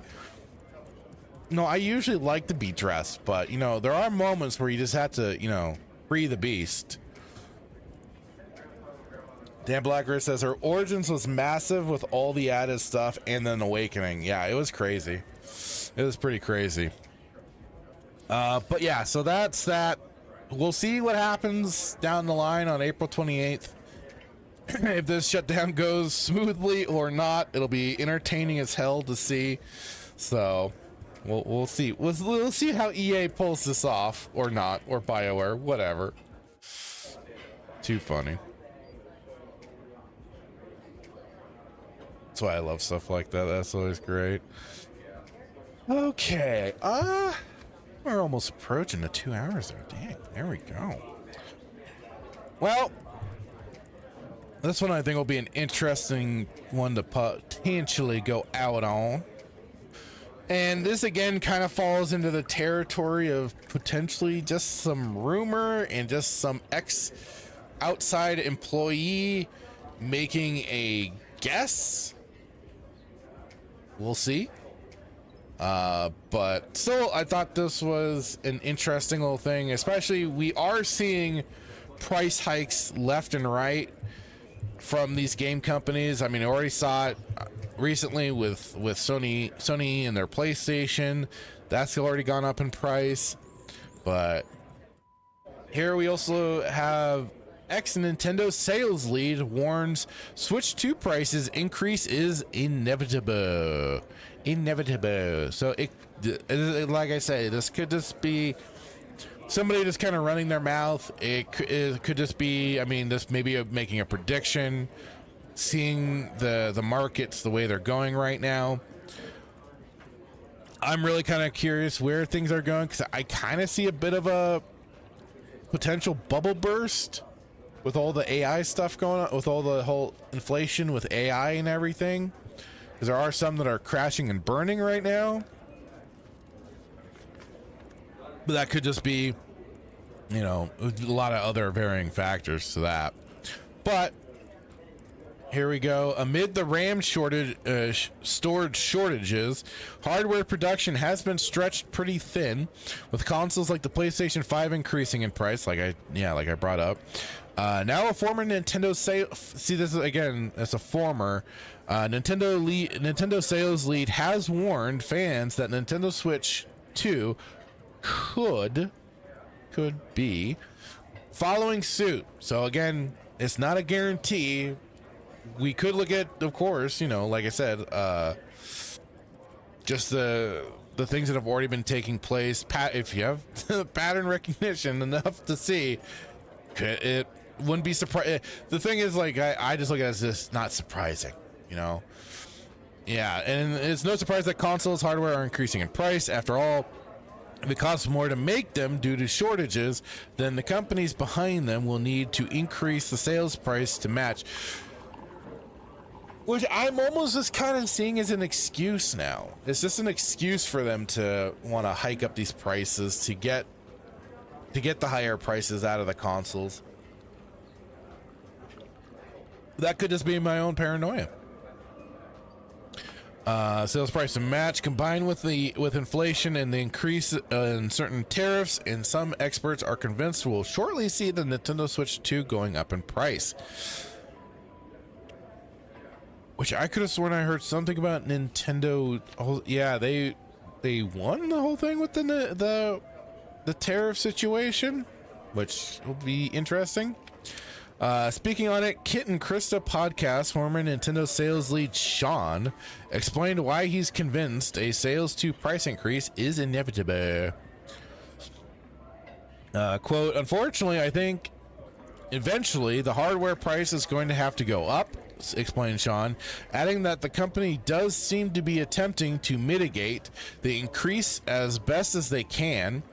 One prime example is their move on software, which is reportedly a way to make a hardware price increase a little bit more palatable.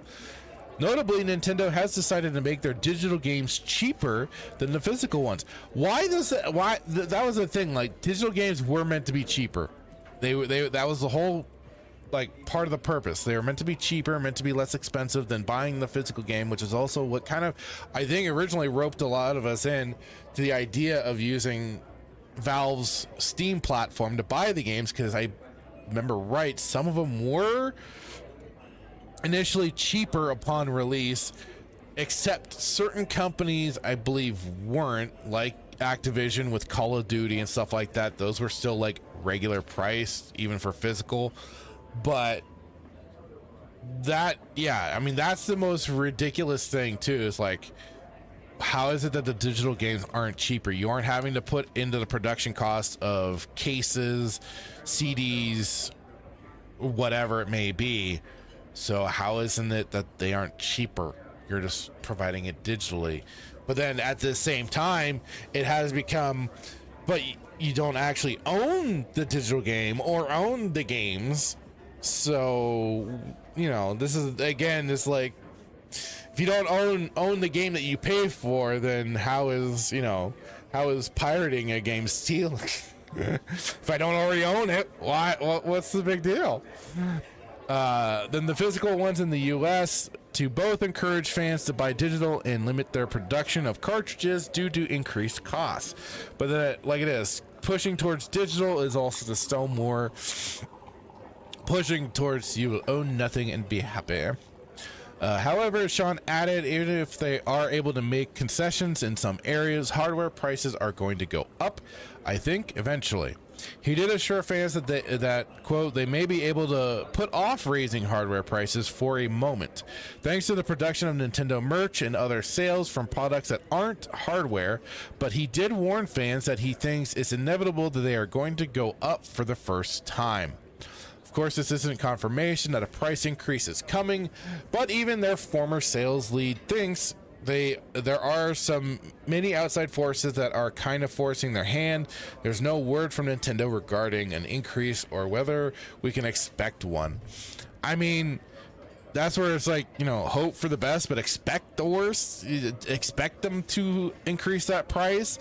If you really, really, really wanted a Switch 2, then I guess, you know, get it while you can before it does jump up in price, if you really want it that bad. Personally, I'm still in the boat of I don't see the purpose of it. Just because, you know, I do have to sell things at work. I have made the point to people like, hey, I mean, if you haven't gotten a Switch before, you could go for the Switch 2, because at least then it's backwards compatible. You play the original Switch games and the Switch 2 games, so you get the best of both worlds there. But I do see it as an inevitability. It's going to increase in prices. We've already seen not just PlayStation as well. Xbox did it prior to them. They were increasing the prices of their consoles, their hardware, their accessory hardware and stuff like that as well. Their controllers had definitely gone up in price and everything. So it's not unexpected. Static says, I'm not sure there is any AI crash and burn yet. They have learned very well how to try and make these bubbles last as long as possible. Oh no, I know. I call that my hopeful side, that it will pop at some point. Because I mean, I guess it's from seeing some platforms being shut down and no longer invested in and stuff like that. You kind of get a little like, oh, maybe there's a little light at the end of the tunnel.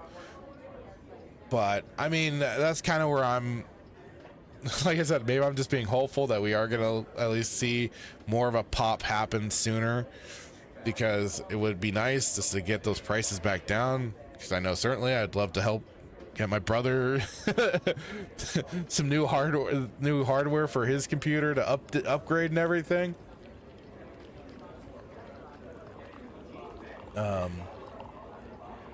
Static says, I know God has had some issues, but for some of them to burn out would require some very rich people being willing to take a massive loss. True. Damn, Black Rose saying, I ran into stockpiling all the Switch 2s. Oh. San reckons there will be a dip, but not a complete crash. Some companies are definitely going to close up, though. Like I said, we've seen one or two that have, but again, that could just be unfortunate mishandling of everything.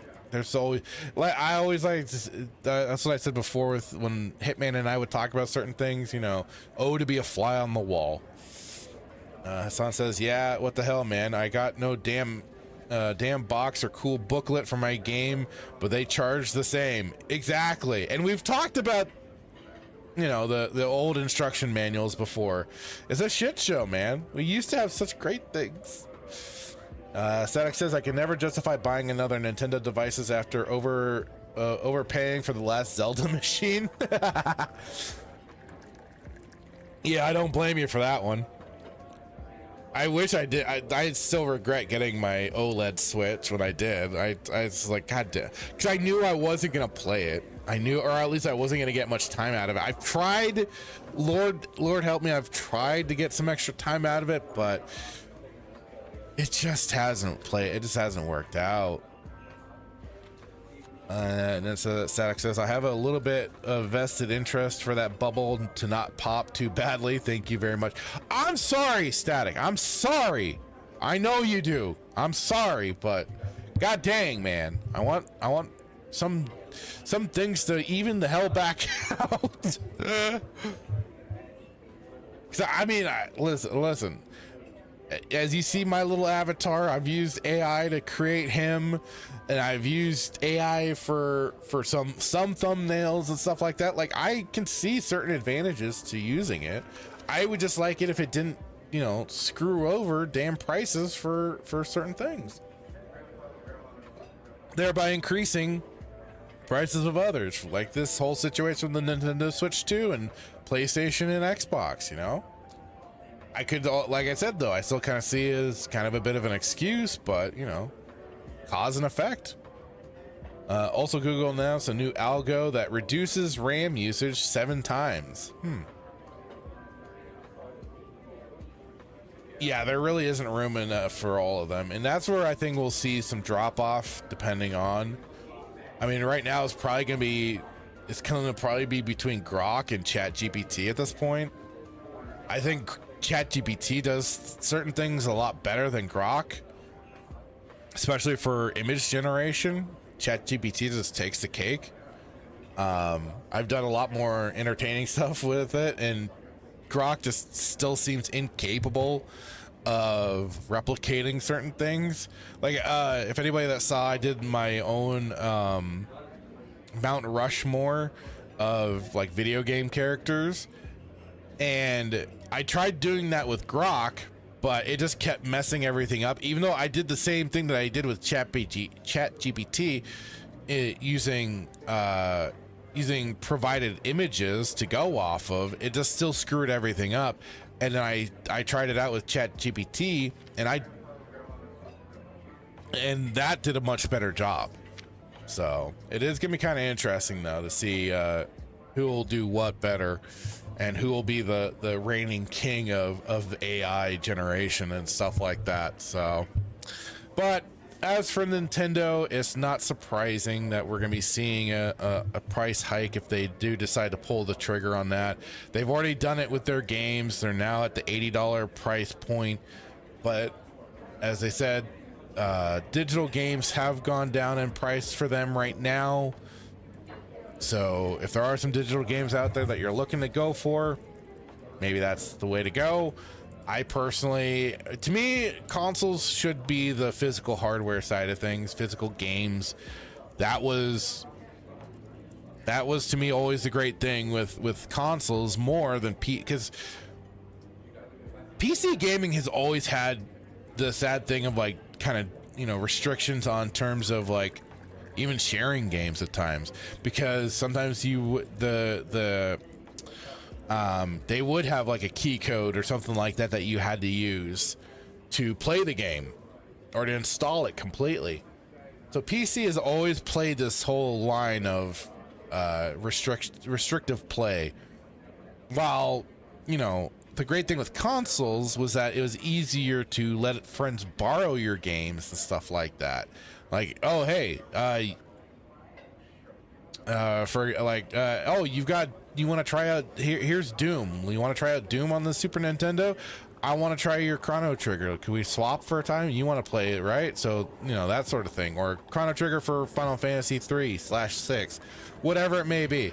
Like, you could more easily share your games with friends than with when it came to like the PC side of things. And I would have hoped, and for the most part, Nintendo has probably been the one company that's still been trying to maintain the physical side of things until things like this have come along.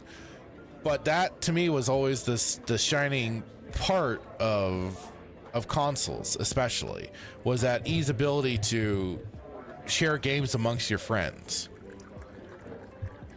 or let them borrow. Like I remember, you know, sometimes borrowing Breath of Fire 3 from a buddy of mine, or Final Fantasy Tactics, whatever. It was just that free use of doing so, that you could just, you didn't have to worry. You didn't have to go to go to a Blockbuster or Hollywood Video or whatever to rent games. You could just borrow some from your friends and not have to worry. So, unfortunately, as time has gone on, it's just, we're losing a lot of that old, I'd say the old community of gaming, with quote unquote progression in technology and stuff like that. So San says, man, it sucks Grok put a paywall up for all its image and video gens now. Ugh, that sucks. And it says, oh man, how terrifying it was to get a message, this CD key is already in use. Yes, that always sucked. And then you excuse me. And you have to look for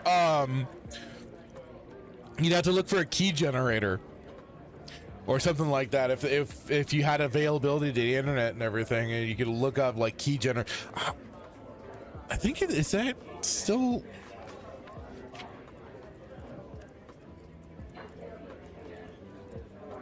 There was a website that also used to provide like key generators and stuff like that, but I forget what it was called.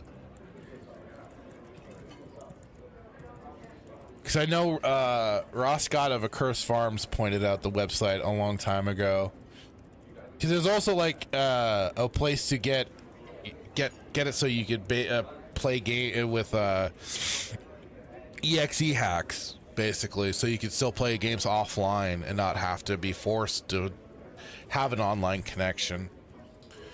Yeah, Dan Blackbird points out Battle.net Authenticator and having to be online to play single player campaigns sucked. Yes. Yeah. And like I said, unfortunately, the PC side of things was kind of, they were the ones that pushed it all forward to this now side of gaming, which is again very unfortunate, and I did sadly take part in.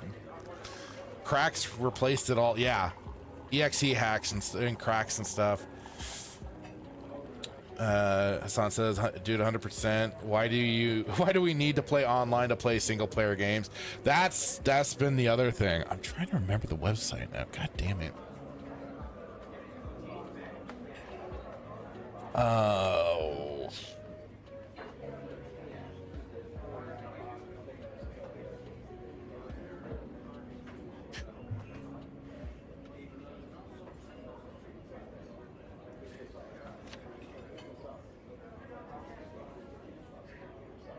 I think Game Copy World. Yeah, this place. I don't know if they're still providing, but yeah, Game Copy World. This was the place to go for game fixes, cracks, and stuff like that for old games that still play them online and everything. So, you know, this is what's kind of like it is. This is the sucky thing with digital games, and that's you see, the forced online connectivity and all that is just obnoxious as hell. But I mean, this is a way to be able to, you know, make your game playable offline. Son, game crack is whack, y'all. But yeah, expect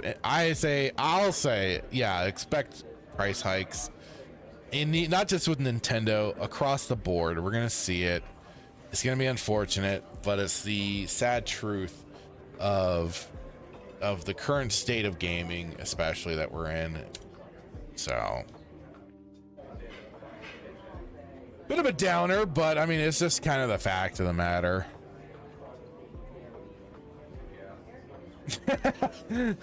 Dude, look at that ancient UI. I know, isn't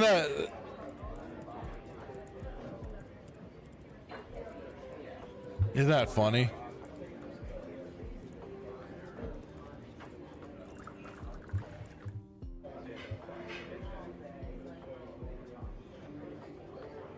Paradise cracked. Russian. Let's see. God. Last thing on here, 2006. But I mean, it's still up. It's still running. I mean, if there's certain games that you're maybe looking for, an older game that just doesn't have this needs that ability just to play the game that you have. An old game that you still have on Steam, being able to play it, whatever. I mean,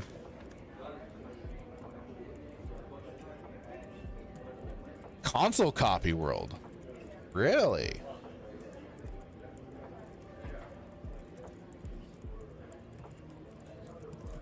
Interesting. They even have a console copy world. PC games, PlayStation 2, PSP, Xbox, Dreamcast, and Game Boy Advanced. Interesting. But yeah, too much. I mean, hey, if the UI ain't broke, don't fix it, right? Dan Blackray says it wasn't that site, but I used one that had cracks for all sorts of programs like Adobe CS and games too. Oh, nice.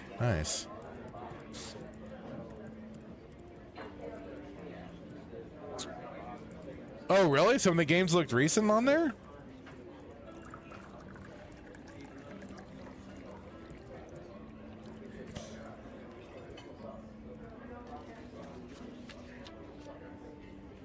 I just was kind of scanning through really quick.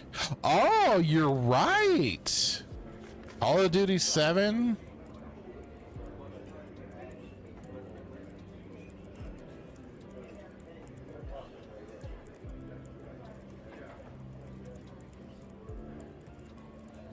Although when I go to the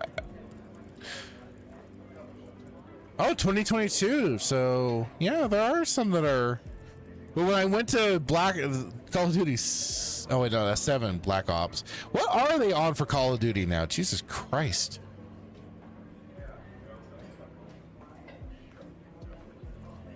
Modern Warfare 3, no. Call of Duty 10 Ghosts, oh jeez.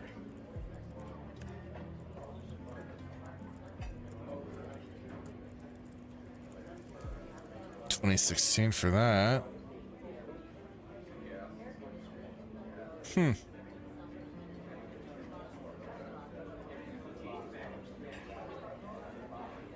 Let's see. Erat's Quest. Oh boy. 2026. Okay. So yeah, there are some games on here that are more recent. So if you are needing that game to be able to play offline, Game Copy World is still a place you can hit up. Cool.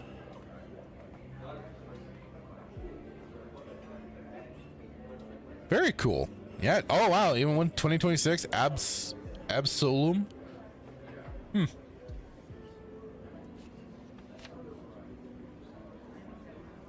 Here, I'll even oh yeah, I went to the here we go. Latest games.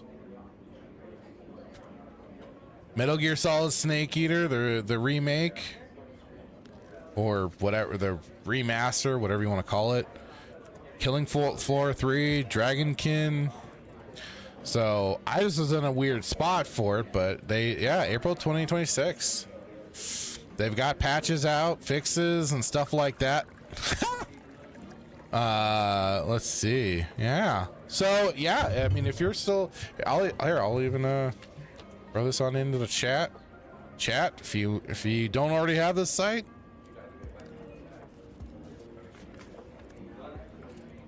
There you go. And yes, Hassan, yar, har, har. The best way to try before you buy, if you even want to buy. But I mean, also, I mean, like Nightmare has pointed this out. My buddy Nightmare. Going that route, the Yar route, is a good way just to back up games too. And funnily enough, my brother learned is also a good way to get a game that'll work properly instead of when they break a game with updates.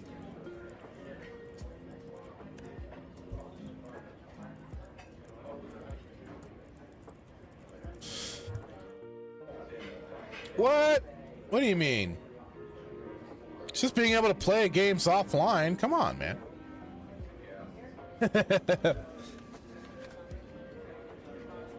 Remember, folks, if the Fractured Filter channel happens to go away, don't forget we're also on Rumble, Kick, Twitch, Odyssey. And yes, visit with an ad blocker, which I do. But remember, just in case, we are on other platforms. Okay.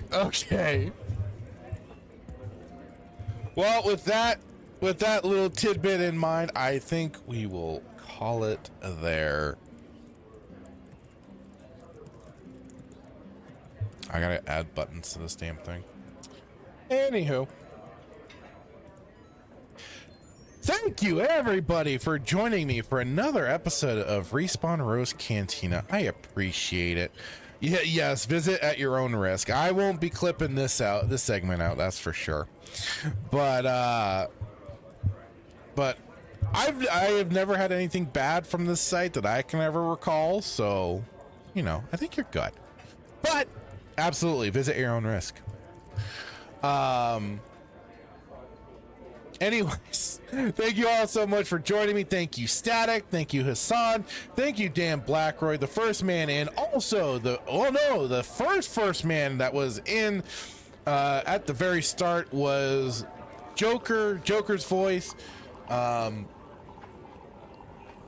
Great dude. Check him out too. Check everybody out here in the chat. Static, we do the weekend pregame on Thursday nights where we laugh at Clown World. So otherwise, yeah, you guys all have a great day. Thank you so much. Dan Blagger says you always have an event to go back to if this all falls apart. That's right. All right, guys, you have a great day, great whatever. Bye-bye.